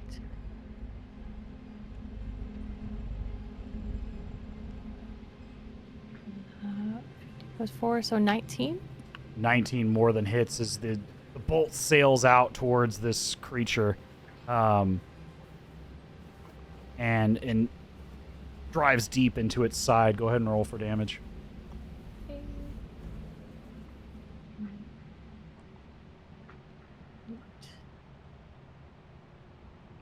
6 plus 2, so 8. 8. How do you want to do this? Ooh. I guess like as I just kind of spot the weak point in the creature, I just kind of send the crossbow going and I just say, don't eat What's your cute trademark things. move? No, you need your trademark kill shot phrase. The bolt sails deep into this creature, and you almost see as it penetrates and almost goes completely through this gaunt spider-like creature as it falls back against its own web, completely skewered. You see the little dog-like creature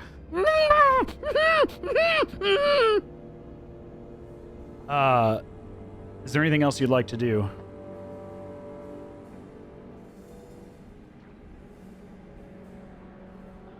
Guess I could. I didn't move, so I guess I can just shift a little bit because we're still in Yeah, there's still combat with the other one. Yeah, there's still one more over there that you can see. Yeah, so I'd like to move to prepare my next shot for it, kind of thing. Okay. With that, the other Chitine, seeing one of them go, the other one go down, it is, you hear this loud hissing and chittering as it approaches, and it is sensing potentially a problem. You hear it, and this awful shrill call comes out as you see more tiny spiders begin to appear from the brush. They look like medium-sized creatures. They are not. They are very small, but there are many. About 5 that you can see here right now, beginning to swarm out from the bushes. And add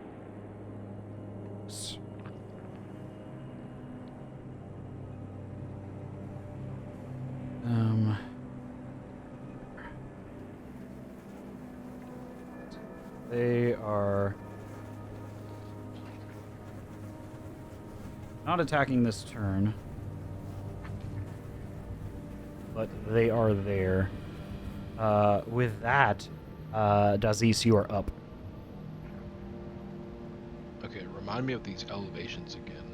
So Spider from web is like 8 feet down, right? yeah, the start of the web is about 7-8 feet down. The base where the chitine is right now is about 20 foot. Okay.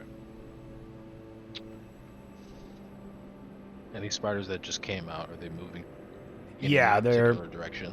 yeah. Some of them seem to be approaching, like climbing up the walls.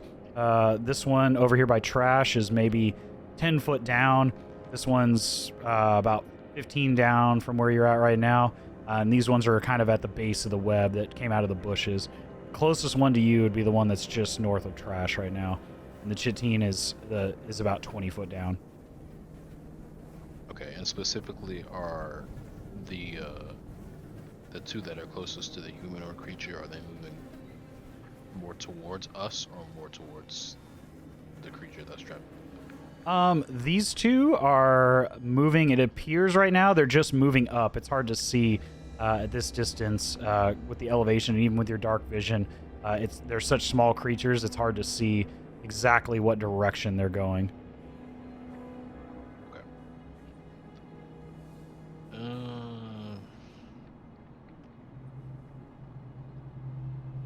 Okay, sorry, one more question. If I use a ranged attack like my dart, but I use the far range instead of the close range, how does that work? Is that a disadvantage roll? Yes, if you're at long range, it's a disadvantage. So you'd roll 2 d20s and take the lower. Okay. 4.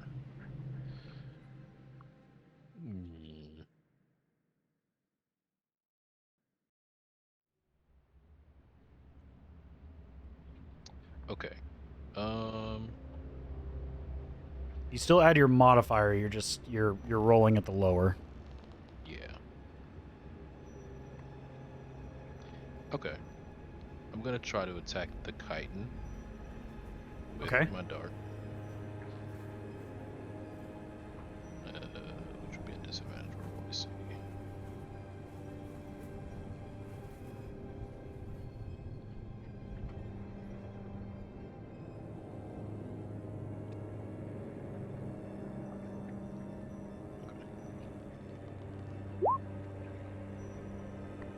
That's the disadvantage.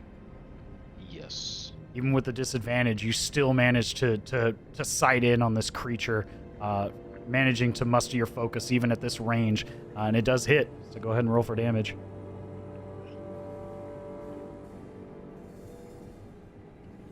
Dart sails in just above the shoulder. 5. Okay. It hisses back at you. But the dart did make contact.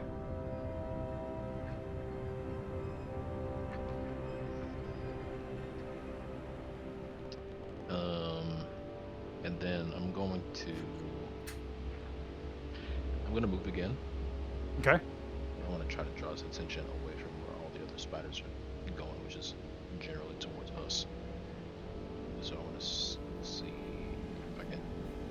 Let's see, it's 5, 10. Well, I have 40, but I'm not gonna use the whole thing. Okay. Yeah, you run across the top of the rail with ease, trying to distract the creature. At this point, as you've come around this corner, you've kind of fallen in elevation.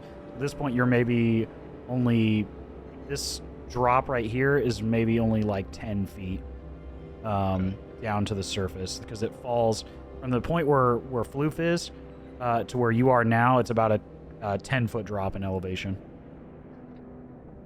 It's a pretty steep slope around this chicane. Okay. And yeah, I guess that's gonna be my turn. Okay.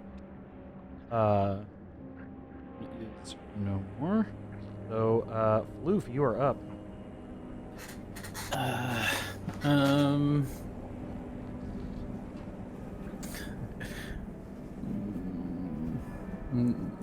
Let's see.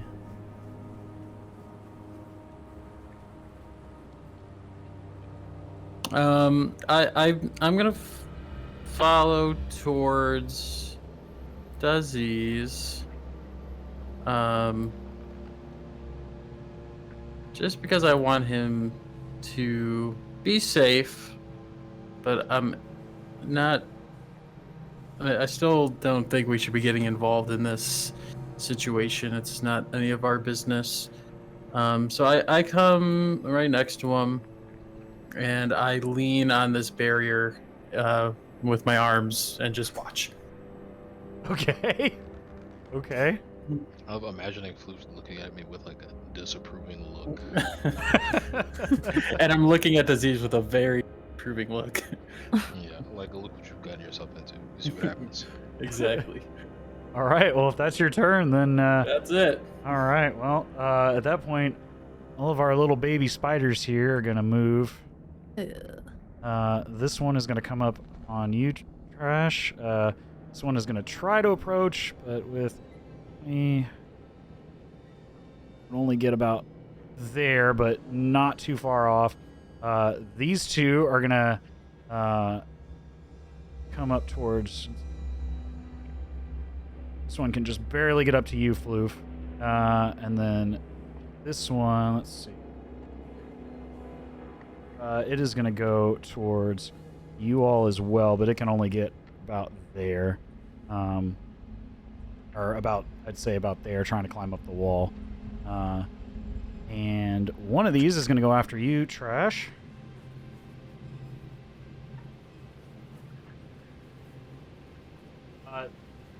I don't think a 10 hits. I don't think so, but I'll double check. I highly doubt it. You have armor on. So I doubt it. Okay. It misses. So it goes out to bite at you. Its tiny fangs trying to sink into your ooze-like leg, or what could be, passed off as a leg-like appendage, but not making purchases. Your leg kind of amorphously moves in a very, just like jelly, just moves out of the way so that it can't find purchase. But the other two, one's going to take a bite at you, Floof. So rolling really badly. Getting a 10 to hit, which I don't think hits you at all.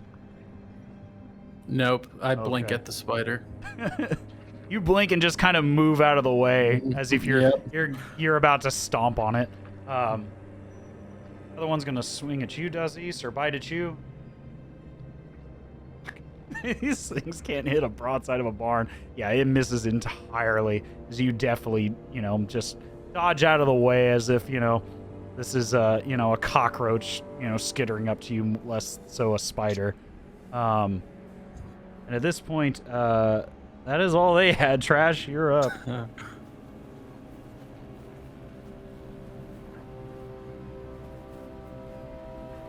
Sorry, is it my turn? Yes, it is your turn. Is there a way that I could? So, I have a move, and it's basically where was it? It's Tasha's Caustic Brew. Okay. But it comes out in a line 30 feet long and 5 feet wide in a direction I choose. Right. Is there a way that I could theoretically move here and hit hit the two spiders and potentially 5, 10, 15, 20, 25 and just hit the chitine but not hit the dog Yeah, I could say you could pull that off. Yeah? Yeah, Okay. because he's a tiny creature too. The token for some reason wouldn't let me do tiny creatures, but yeah, he's very small. He's maybe about the size of a halfling, Okay. about a little bit smaller than you are. All right. Then I will cast Tasha's Caustic Brew. All right. Can you go ahead and what does the spell read? It's each creature in the line must succeed on a dex saving throw or Okay. be covered in acid for the spell's duration. Okay. Then they can use an action to scrape or wash the acid off. But if it's not, then at the start of their turn, they take 2d4 acid damage. Right. Okay. So yeah, let me go ahead and roll for them. What's your DC? My DC... Is there a... Should be under your spot that- spells. So at the top of your spells, you should see just at the very top. It'll say your spell save DC. Should be, if not, it's 8 plus your proficiency bonus plus your intelligence modifier. Okay, so 8 plus 2, 10 plus intelligence, you're saying? Yeah, whatever your spellcasting modifier is. Okay. So then 13. 13? Yeah, so if you go under, let me double check. Let's see. Be under your... Yeah, so if you click spells, Oh, I see it. It's like a little tiny... So save DC, yeah, 13. Yeah, 13. So yeah. First spider saves. As it leaps out of the way and then, moves to make another bite. Also saves. It fails by 1. Hey! So the chitine is...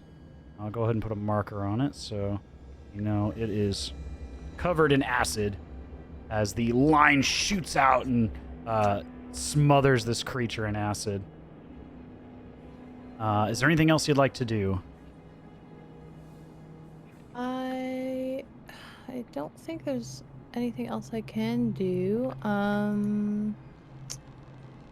Because that was my action. I don't really have a bonus action.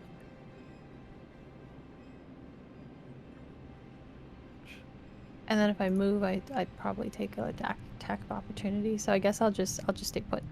Okay. Well, the chitine is up. What was how much damage does it take at the start of its turn? 2d4. 2d4. Okay.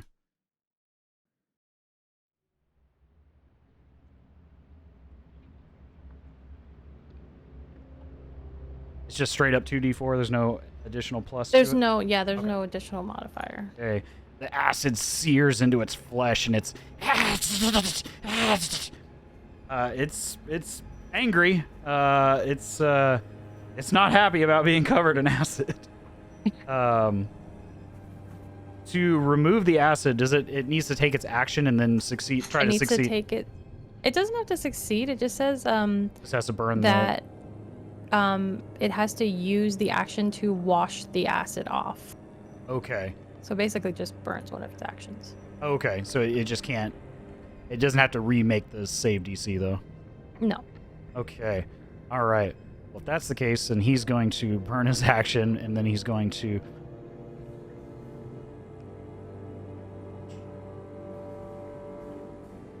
He's going to try to get up here, but he is going to try to scrape it off as he skitters up this. He's going to use his 2 back arms to scrape off the acid.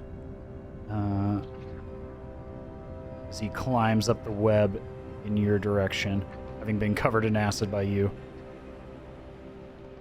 But that's all he's got. At this point, Dazis, you are back. We're back at the top of the round with you. Okay.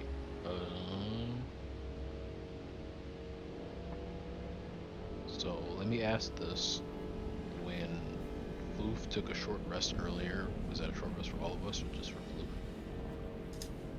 Floof? Well, you would have taken a long rest since then. Oh yeah. You took a long rest before at the start of this day, yeah. Okay, that's good. Okay. All right. Well, in that case, I will. I guess unarmed strike the spider right in front of me. Okay. Go ahead and roll. Let's see. The 24 easily. How do you do this? This creature will not survive your attack. I just. It's an unarmed strike. I just take my fist and slam it down. Crush it into Actually, a not fine. even a fist. Can I just use my palm? Yeah, I imagine you just I'm smashing a spider. like you're smashing a spider on your desk. Just slap it against the railing as the guts of this thing squirt out like a bit of toothpaste. All right. Is there anything else you'd like to do? Yeah, I'll use my bonus action to do another unarmed strike on the one in front of Floof. Okay. Go ahead and roll to attack.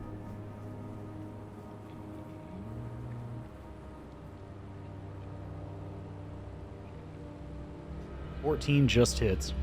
Go ahead and roll. Nice. At this point, I would assume you do the same thing. You just come down, just almost like playing whack-a-mole, just with ease, Exactly. smash both these critters. Yep. All right. Is there anything else you'd like to do?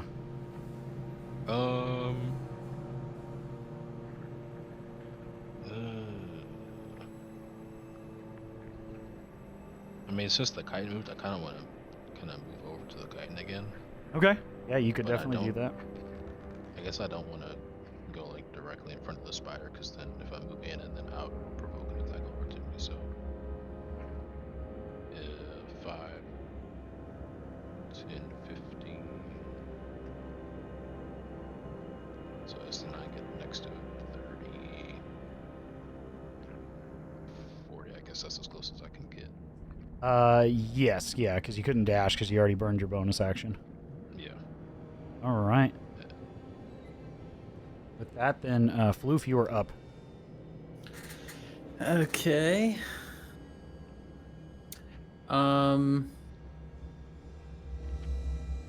If I walk past this spider, it automatically attacks me. Is that how that works? So if you move into its, if you were to move here and then Mhm. move away from it without staying, you would need to stay somewhere within its melee range within 5 feet. If you move into its melee range and then try to move out of its melee range, it gets an attack of opportunity. But you could run around it further around without, provoking that. Or you could burn your action to disengage. Okay. I'm just I heard. I suspect at least I heard Trash do something crazy over there with that poison. I don't know if it caught or that Tasha's brew maybe made some kind of noise. But so I'm curious. I know I still can't see very well either, right? So No, any attacks right now, unless you were to light up a torch or somebody were to cast a spell that gave you light, any attack you took on these creatures would have disadvantage. okay. Then I just follow Disease's Doesn't he? footsteps. Sorry to interrupt, but doesn't Floof still have the thing that I imbued with light? I So do at still least- have that. You would I don't need know to if it- re-up it at the beginning of the day, I believe. Or does it Oh, allow you okay. to? Does it say does it stay there unless you dismiss it, or do you have to do it every day? Let me go take a look, because it's magical tinkering. Imbue a non-magical object with a magical property of your choice. You can affect up to a maximum of 3 objects at a time, Okay. and then it doesn't say anything in addition to that. It doesn't give a time I don't- limit on it. No. If that's the case, then I yeah, don't he know. still has it. So if you Okay. wanted to, pull out the glowing rock that you had from trash, you would have a source of light. Okay. Yeah, I will. I'm not gonna pull that out yet because I'm still not feeling invested in this fight. So I follow Disease's footsteps and just kind of stay on his trail. And knowing that's in the direction of Trash, who's probably also in some kind of encounter. And that's it. You would be able to get about here because you only have 30 foot of movement. Oh, okay, that's fine. Yeah, because Dazis is a monk, so he has more movement than you do. I gotcha. All right, yep, that works. Yeah. Yeah, you and Trash, I think, have 30, and then Dazis has 40 currently. Yep. So, yeah, you. That awesome monk shit. Yeah. Monks are ridiculously mobile. It's unbelievable. Especially high-level monks. It's absurd. Yeah. I've seen somebody play a Tabaxi monk, and they can move like 150 feet in a single turn. It's nuts. Oh my god. Yeah, it's like the fucking What? Flash. Yeah, because Tabaxi have a racial ability called feline agility, which allows them. Oh, it's even no, it's more. It's over 200 feet. You can double your movement, your natural movement speed for one turn, as long as the next turn you don't move. It's absurd how fast. I mean, that if you character get was. where you're trying to go in one turn, you don't have to move the second turn. Exactly. That's True. basically it. Yeah. Yeah. I've seen Tabaxi rogues, ranger rogues, all sorts of wild shit where they just move like absurd distances in one turn. Plus, you have a climbing speed. So that's up vertical surfaces too. But with that, the little spiders are going to come after you. So this one is closest to you, Floof. It's going to come that way. And these two, Crash, are going to come after you. Let's see, hold on. 5. This one is going to move over here to flank you, to try to surround you. So they are both rolling at advantage. Why are these spiders smart? No. They're hungry, man. That's fucking surrounding tactics. First one crits. Oh. The other one gets a natural 19, so I believe those both succeed. Mm-hmm. Let's see. Let me roll for the first one. Great. You take 7 points of poison damage on the crit. I have a defense to poison. Does that Yeah. mean anything? You have resistance to poison, Yes. so it's 3, Oh, okay. because it cuts it in half. Then the other one, that is 4 points of poison damage, so we reduce to 2. As the fangs find purchase in your ooze-like body, you feel this poisonous liquid begin to seep in, but you do have resistance to poison, so you do not take quite as much damage as a creature normally would. And then this one, Floof, is going to come after you. Okay. Getting a 23 to hit. Okay. So it's going to go ahead. You take 5 points of poison damage, and I need you to make a Constitution saving throw. Okay. Oh God. You are poisoned for the next minute. Okay. So, meaning any ability checks that you have or attack rolls that you have in the next minute or so will be at disadvantage due to the poison. Okay. And that is all for them. Trash, you are up.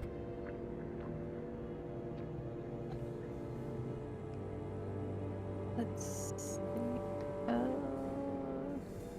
Yeah, I everybody. should probably. Go ahead. I'm sorry.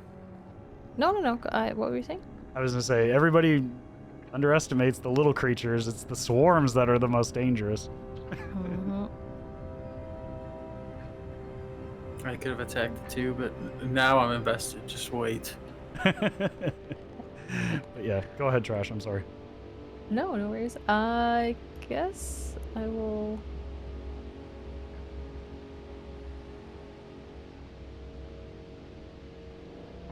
Huh.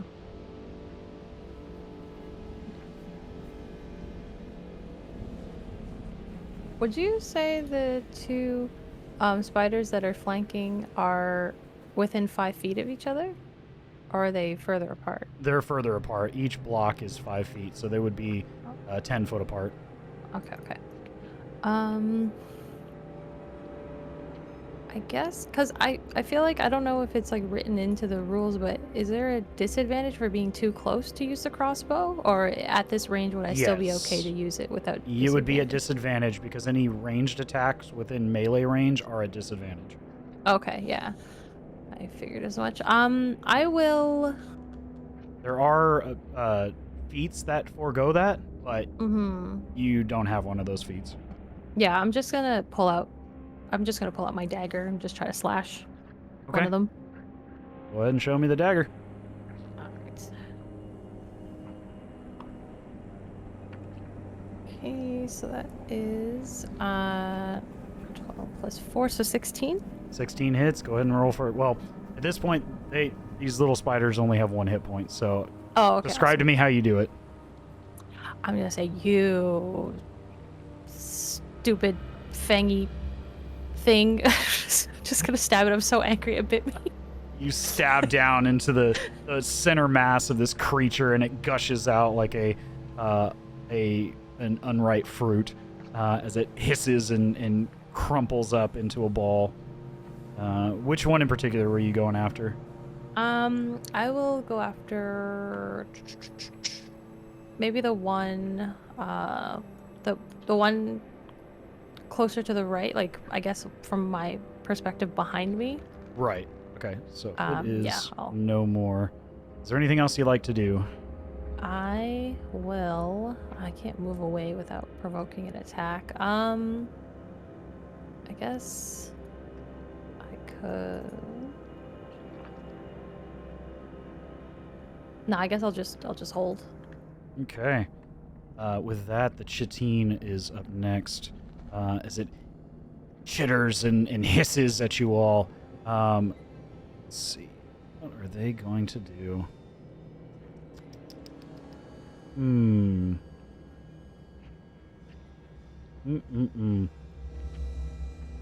These are opportunity hunters. It is going to come after you, Trash, sensing that it has a better opportunity going after a smaller creature in number. So it is going to come at you, and it's going to try to...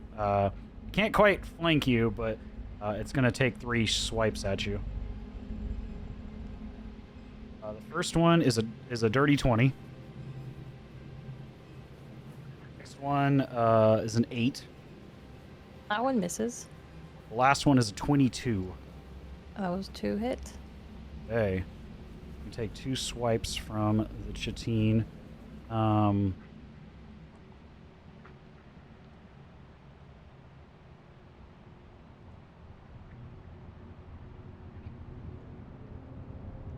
Is between the 2 swipes is going to be 13 points of slashing damage. Oh my god. I'm almost up, but I am so hurting. You see the claws come in, these sharpened razor-like daggers at the end of their fingertips as it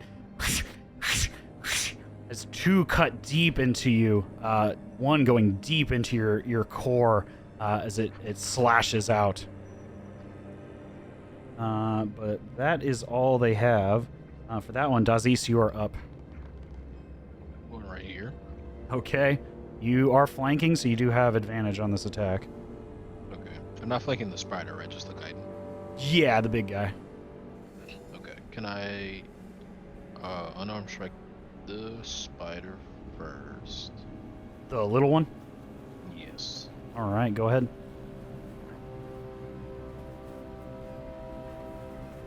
$24? Yeah, absolutely hits. Tell me how you Nice. do this. The same way I did the other two. Just smash it with the palm of your hand. It sprays out like a gusher. And then I'm gonna use my other Kai point that I have to flurry of blows the chitin. All right, so go ahead Or I and... guess attempt to flurry of blows the chitin.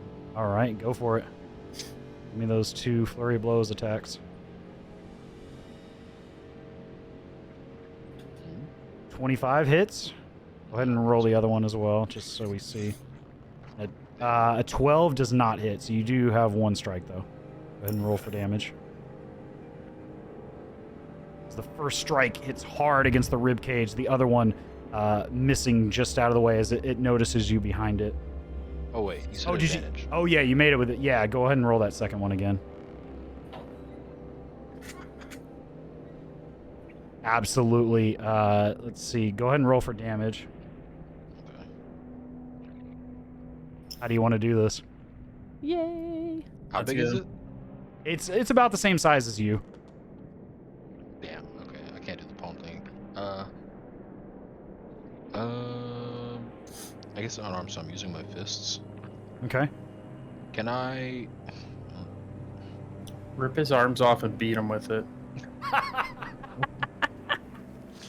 Can I do that? I mean, Yeah, at this 6 of point, them. I would imagine, yeah, if you wanted to, with your first strike, you could, use the palm of your hand and grab the wrist with the other and rip the arm off in more of a monk fashion, and then I imagine you spin around the other way and just crack this thing across the skull with his own arm. Let's go. Not so much in a brutal, like, barbarian-esque way, but more of like a, crouching tiger, hidden dragon, very finesse arm rip. 300 style slow-mo and everything. Yeah, as you see this creature go sailing off the edge of the deal down into the loose body into the webbing as it is no more. And with that, I would assume, Floof, go ahead and describe to me how you smash this last baby spider. Okay. Yeah, I mean, it attacked me. I'm very upset about even being involved in this. But I do take it out. I do it with a hint of like I don't really want to do it. I do it quickly, but I just put its heads between my fingers or wait, how big is it? I don't know. And It's about the size of a fist. I mean, it's a right. big, like in normal spider terms, it's a pretty big spider. But in all right. in the case of like creatures in D&D, it's a small creature. All right. Is there any possibility of the spider just being like, "I'm out of here"?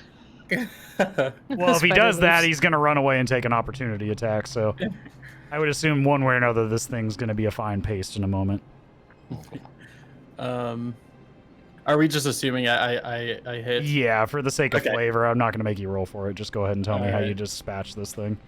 Yeah, I look at this thing, this pathetic little spider. I drop to my knees and like the Incredible Hulk, I Hulk smash clap its head in between my hands and smash its head. And just center clap.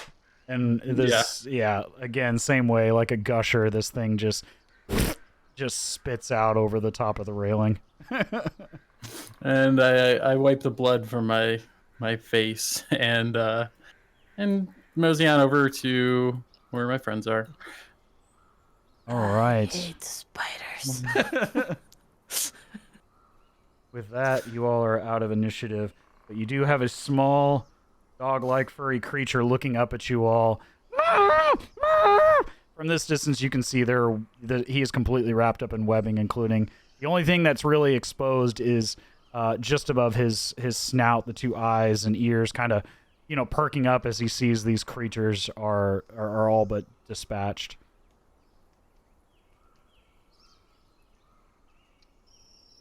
I'm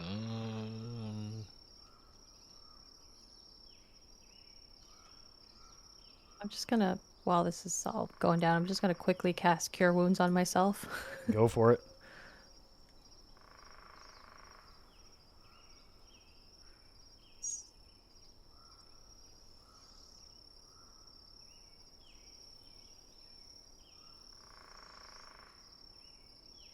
While she's doing that, Dazis, Floof, what are you all doing?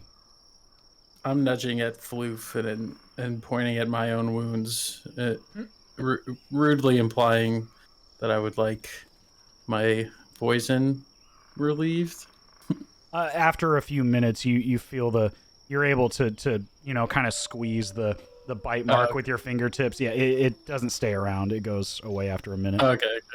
I would imagine you just take your fingers and kind of push it like a zit, and you see this this greenish yellowish liquid begin to squirt out of the wound. Okay. I just say, shouldn't have got involved. And I'm glaring at the Z's, literally just dead staring him this whole time because I'm mad at him. Aziz, while this is going on, what are you doing?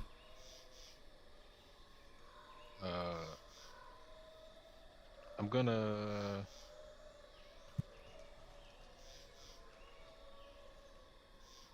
Yeah, sorry, I was trying to think of a response to Flute, but I'm actually just gonna walk away. And I guess go around the long way to. Okay. Yeah, Here? with ease. There's no hostile creatures that you can see in the vicinity any longer. Is my staff long enough to reach the web from? Yeah, I think so. I think you with a bit of effort, you can, if you're trying to free this creature, Yeah, pretty this much. individual. Yeah, I think with enough effort and time, you're able to kind of bat away at the webs and and drag him away. It's not a graceful process. It's kind of like trying to unstick a it's kind of like unsticking a one of those children's silly putty hands from a wall after it's been there for a few days. But you managed to do it. All right. And as you bring him down and in this tiny bundle, he's about the size of your your torso, essentially, this creature. And as the webbing is removed from his mouth, you hear him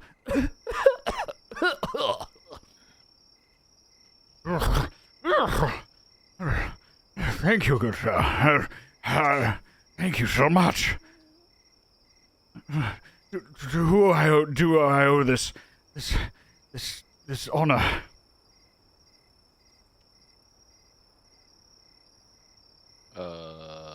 I guess I gesture to Floof and Trash, and I say,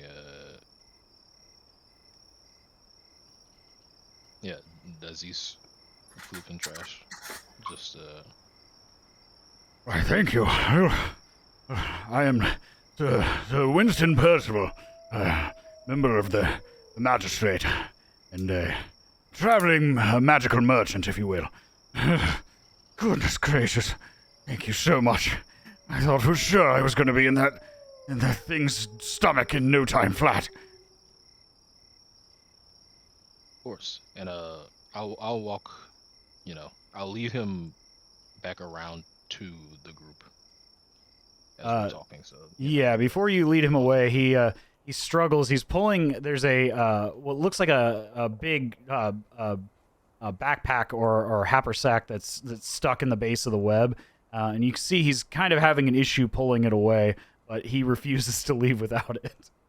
Oh yeah, I'll help him get it down. Thank you. This is my livelihood here, as you must understand. I simply can't just walk away from it. Of course. After that, he tiredly, but follows you back up to the top of the bridge. Okay. Thank you all so much.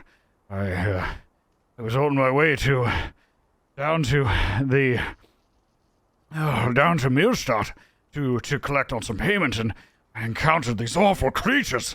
What in the world? I'd never seen these before in my life.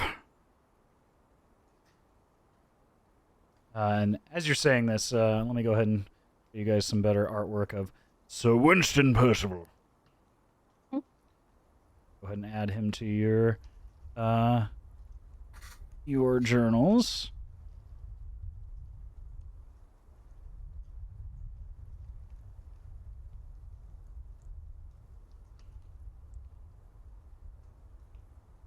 All right. You should be in your journals now, and I'll go ahead and show everybody else. Oh, I love him. Sir Winston Percival. How tall? Sorry, how tall is he? To Is you, is he bug-sized? a little bit bigger than a pug, but Okay. yeah, he is just under your kneecap as a Goliath. Not even, probably. He's probably maybe halfway up your shin. Okay. He's I would say he's maybe comes up to just under your chin, Trash. He is quite a small individual. And I'm small, so he's Small. small. He is small. He is a very small boy. Is he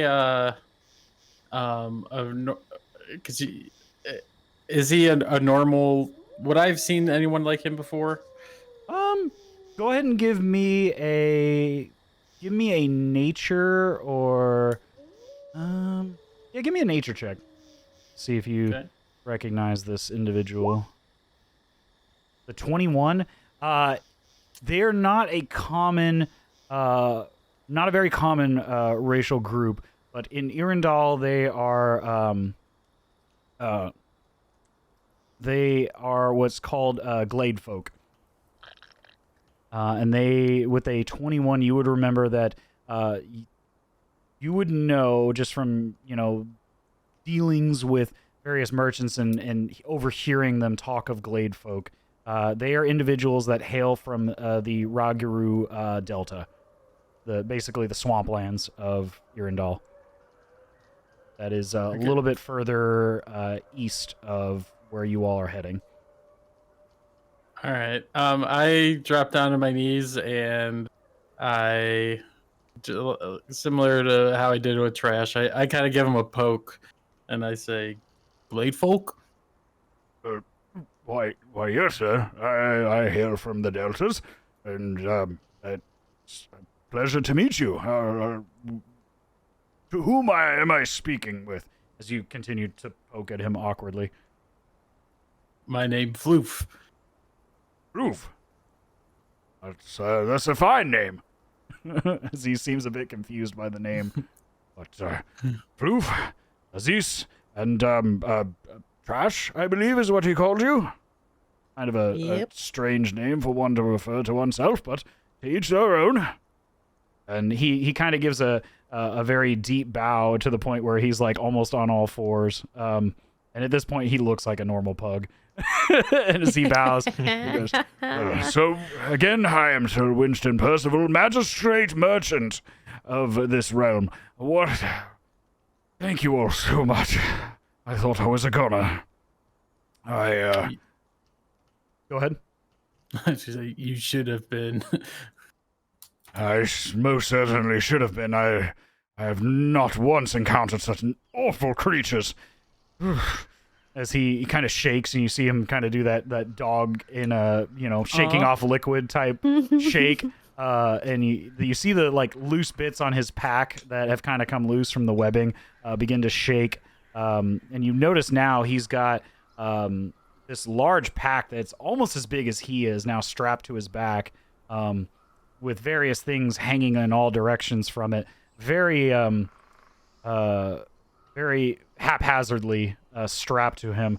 You can see why he was probably caught by these fairly dexterous creatures carrying all this weight.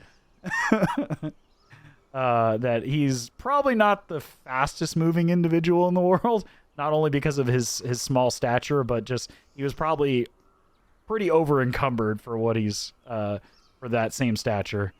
But he doesn't seem to care too much. He seems to just be satisfied that he got his things back.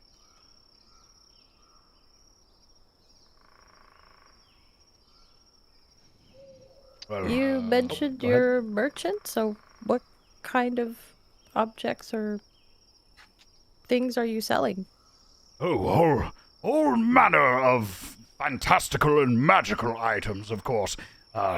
Some many made by the renowned wizards and sorcerers of the Magisterium Arcanum, of course. I growl. He kind of steps back out of the way. I don't mean to offend, of course. As I'm said, I'm simply a traveling merchant.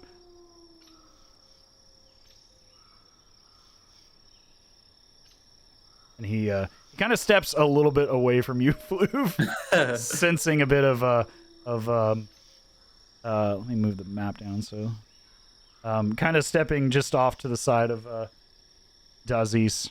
I meant no offense. I didn't know that was a bad occupation. Yeah, he's distrusting of magic. We're working on it. I see. Well, I did see you, you slinging quite a few spells up here upon this bridge. You were quite impressive, and so is your blue friend here. That was most amazing. Thank you all so very much. I must pay you in kind. In fact, and as he's doing this, he pulls the big backpack off of his back and sets it down in front of himself. And at this point, like I said, it is almost as tall as he is, and it drops down to the ground with a thud, and he begins reaching in and to the point where he's almost climbing into this bag in a very comical fashion. And He's like, no, that's already been commissioned. I can't give that. What do I have? Ah, yes, of course. And he reaches out and he pulls out this very simple looking rod that appears to be made of some type of metal with this silverish hue to it. And it's almost like a perfect 1-inch cylinder. And he closes up the pack and then reaches up and presents this to you, Duzzies. This is quite a unique item I picked up in Tierhelm not too long ago. It's Have you ever had a situation where you've been falling and wish you could stop oneself, or perhaps a door you need to jam shut?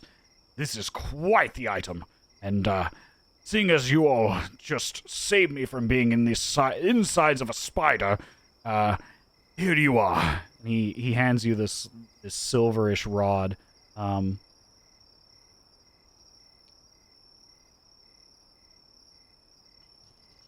And I accept it. okay. And as he's handing it to you, you see his thumb kind of click a little button on the end of it. And as he hands it to you, you go to pull it, and he lets go. And as you're pulling it, this rod just stays in place. It does not move.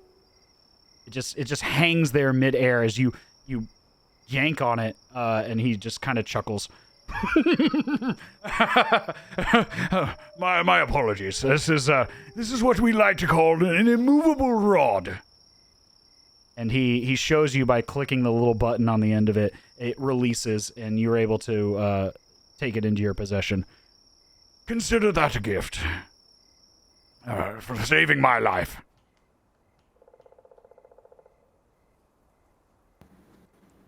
I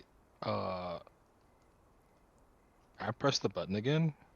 You press the button, and the rod hangs in midair in defiance of gravity. I grab the rod and try and pull it. Okay, go ahead and give me a strength check.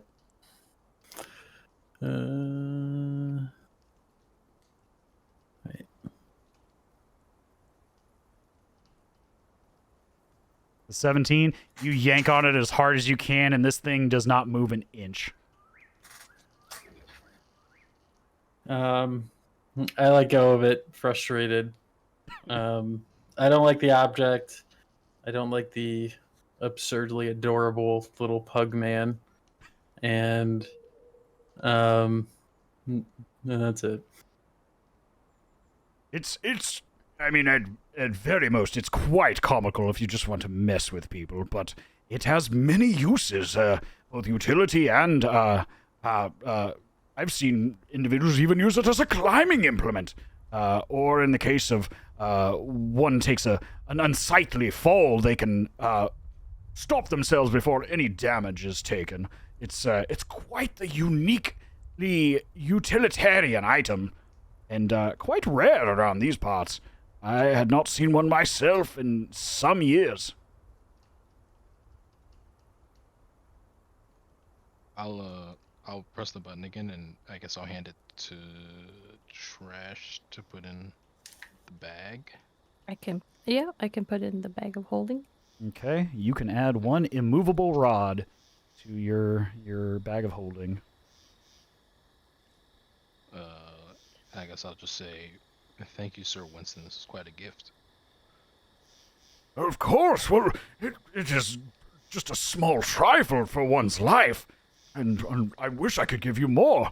And in fact, if you'd like, I would assume, based on the route you all are taking, that you are heading down to Mierstadt? Yes, would be that correct. that is correct. Marvelous, marvelous! Well, if you don't mind, do you mind if I accompany you down to the city? And upon arriving, I'd be happy to introduce you to some individuals and contacts in the city. Certainly, if you're... have you ever been to Mierstadt before? Floof and Trash, I don't believe. Dazis, yes, you have. Okay. I say no. I'll say yes, I have. Well, it always helps to have a friendly face to introduce new faces to the city. Let me be on my best behavior and try to give back to those who saved my life.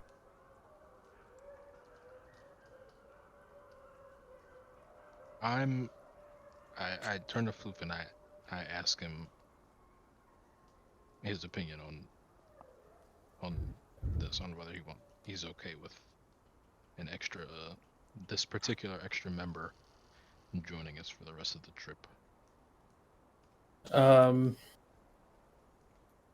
I'm frustrated with the idea, but I say move too slow because I could tell that he's small and won't be able to keep up with them. So I pick him up and put him on my shoulder and start walking towards me. Oh, goodness! Oh, this is actually quite comfortable. Thank you.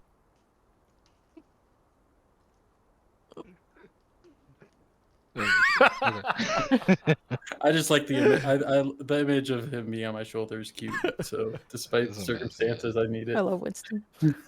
I do too. But I hate him. But I love him.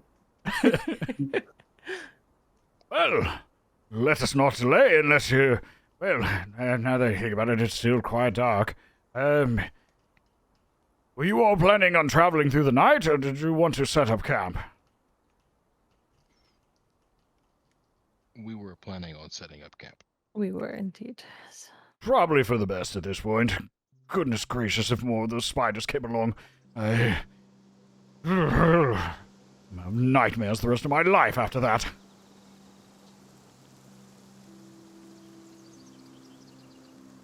And if that's the case, if you all would like to set up camp in this general area at this point, I think you've all but dispatched any hostile creatures, so I won't have you guys roll any type of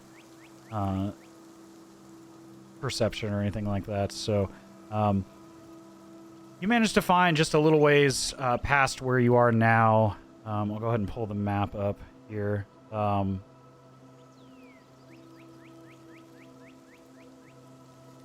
little ways past where you all are now. At this point, you are just a little ways north of the bridge across the Prima River. And you set up camp for the night, see to your wounds from this encounter, and you all are able to take a long rest. So if you'd like to do that. Okay.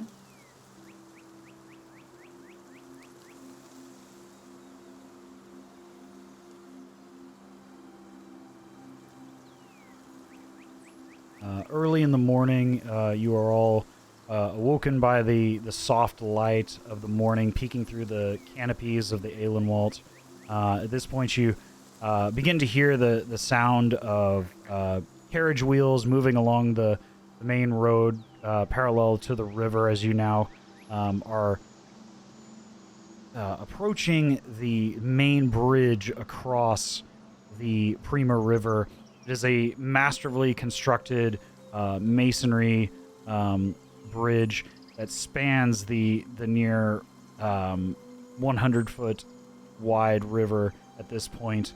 A well-engineered architectural structure, and you see moving back and forth across this bridge many different folks, half-elves, half-orcs, humans, various bird folk, a handful of dragonborn at one point, heading eastward. You see a number of individuals that are of a similar size to Sir Winston, but of various different animal-like features. You see one that is a almost reptilian, but not so much a lizard folk, but more so along the lines of a frog-like creature, but of a similar size, maybe about your size, Trash, carrying a number of over-the-shoulder satchels, strung up with almost defeathered like chickens, but they have an odd a bluish color to their skin, minus the feathers. So a very strange presentation. It's quite the collection of different peoples as you come closer to this larger city. And I would say at this point, by midday, you come up on the outer rims of the city of Mirstadt, a magnificently large city, probably about 4 to 5 times the size and scale, both the footprint and density of where you were in Tierhelm. It is easily one of the largest cities in the continent, and certainly one of the largest trade cities on the continent, as it is a major thoroughfare both along land routes as well as a naval port, as Dazis is familiar with. And I have some nice artwork for you guys as you come upon the... You wouldn't see it from this angle, but this is the primary angle of Mirstadt. The main port into the city.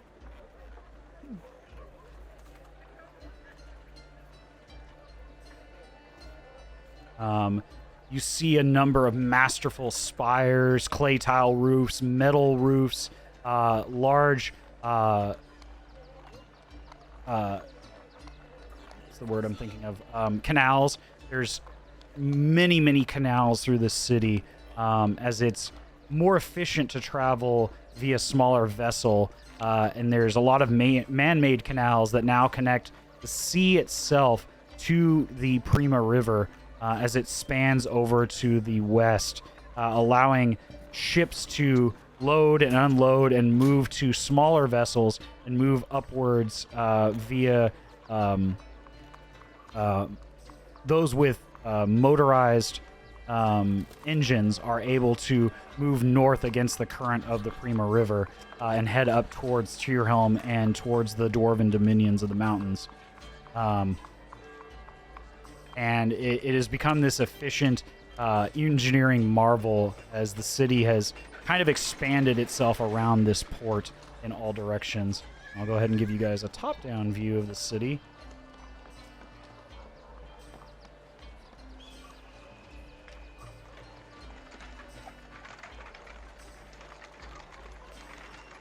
This is quite a large, probably the closest thing, one of the few major cities that could truly be called a metropolis in Earendal. But you all are coming in from the northeast up here. You see these large walls and balustrades stretching up high from the ground in an almost perfectly vertical situation, as this city at one point would have needed to protect itself from siege, as it is a very critical trade point within the Landscale Alliance. So it is got many separate districts, all protected by various ring walls that allow the city to function and defend itself. But as you can see, it's got a number of various canals that connect all across the city.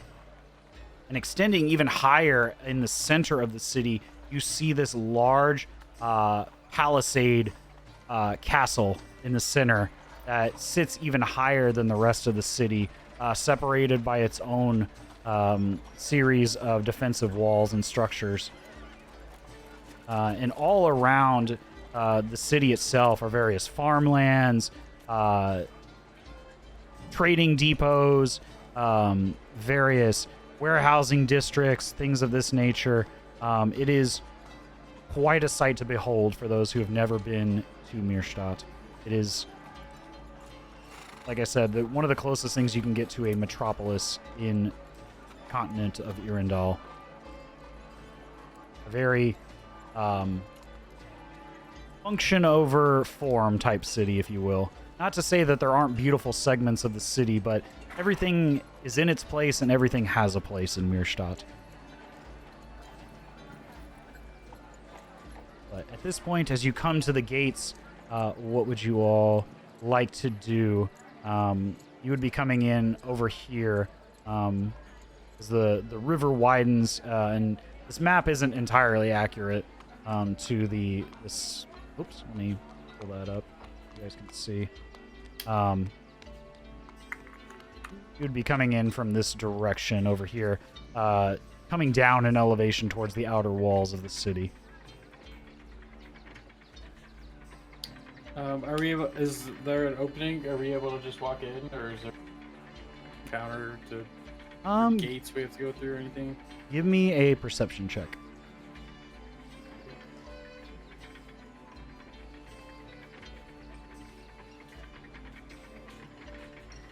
With a 13, yes. You see that there are several gates at a distance. There's one further north, and then there's one a bit further south of where you are coming in at. Let me go back to the map as I bounce back and forth.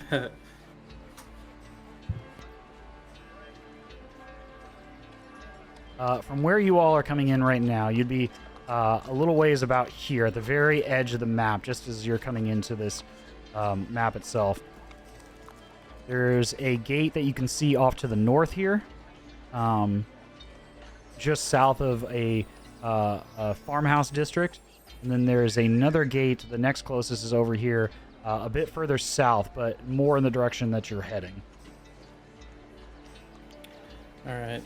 I pull Winston off my shoulder by his backpack and just kind of hold him in front of me. He's kind of dangling from straps on backpack at eye level with me, and I ask, where Hawk and Key?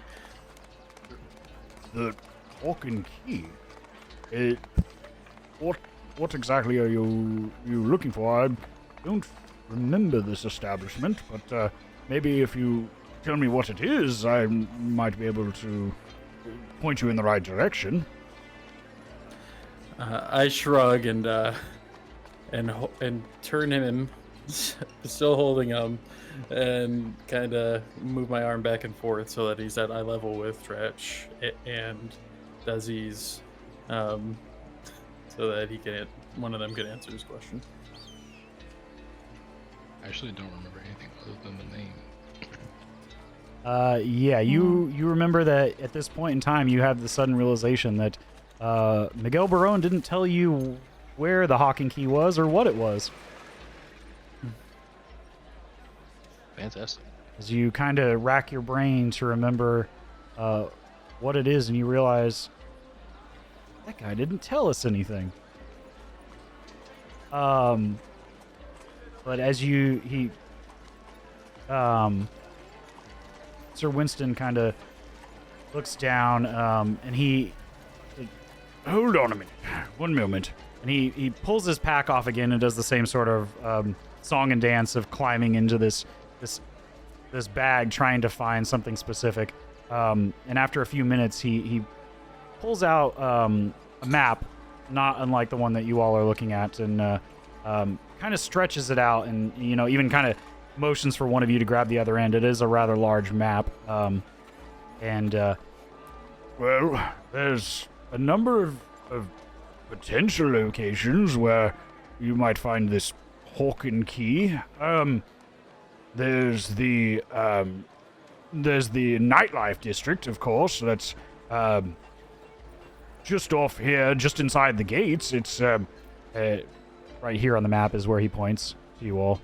And well, if the Hawking Key, maybe it's a financial establishment, in which case it would be on the opposite side of the palace, closer to the docks. It would be somewhere in this area. And then if it is some sort of guild establishment, it would be down here in the southwest corner of the city. That's unfortunately all I can surmise. I've never heard of this Hawking Key before.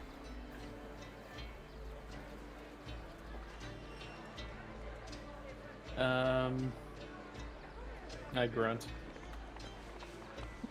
and say useless should be dead. You kind of see him not respond as he gives kind of a almost this puppy dog whimpering look, realizing that for all intents and purposes he would be dead right now if it weren't for y'all. So he doesn't Sorry, respond. Winston, I do love you. But...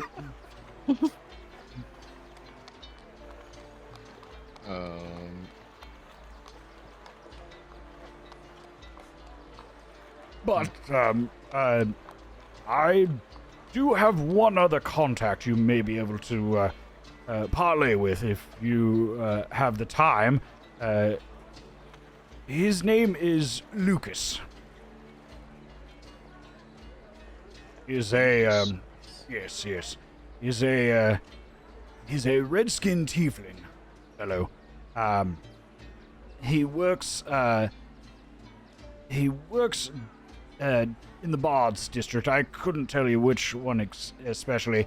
He tends to bounce around a little bit. He's one of those individuals that, for whatever reason, doesn't stick around very long. But quite the charismatic individual. If you ask around a bit in the bars, he may be able to help you.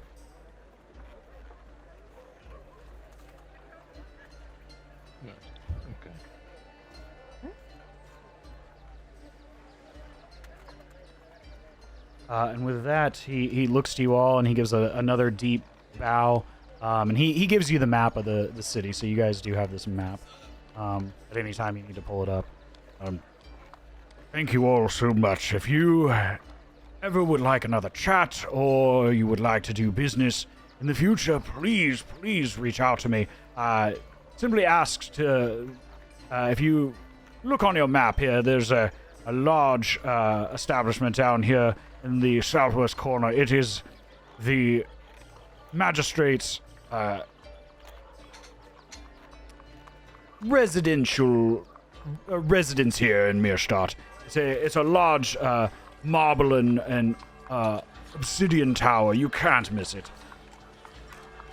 That is where I'm headed. So if you need to speak with me, please ask about there, and I'm sure someone would be able to get in contact with me. But again, thank you all so much. I cannot stress enough how thankful I am to be walking here and with my life. Well, I'm glad we were in the right place at the right time. Is there anything else you all would like to discuss or say to Sir Winston? Otherwise, he is going to get in line to head into the city. I got nothing.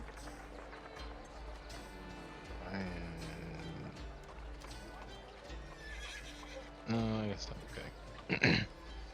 Well, he waves, throws the pack back onto his back, and, again, in this almost comical level of encumberment that he's put upon himself as a merchant, waves goodbye to you all as he heads towards the growing line of individuals heading into the gate just to your south.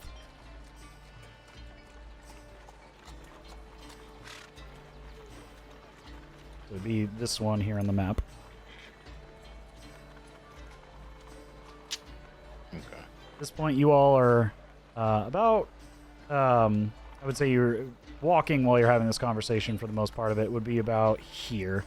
So it's a little shorter to go the same route that he was headed, or you could head to the northern part.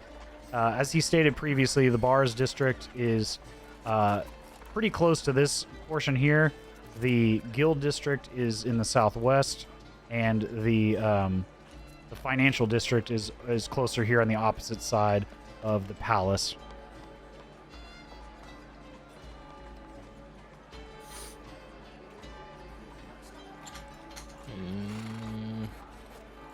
I just start walking towards the same entrance that Winston went to. Into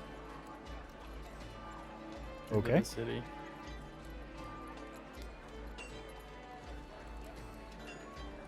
All right.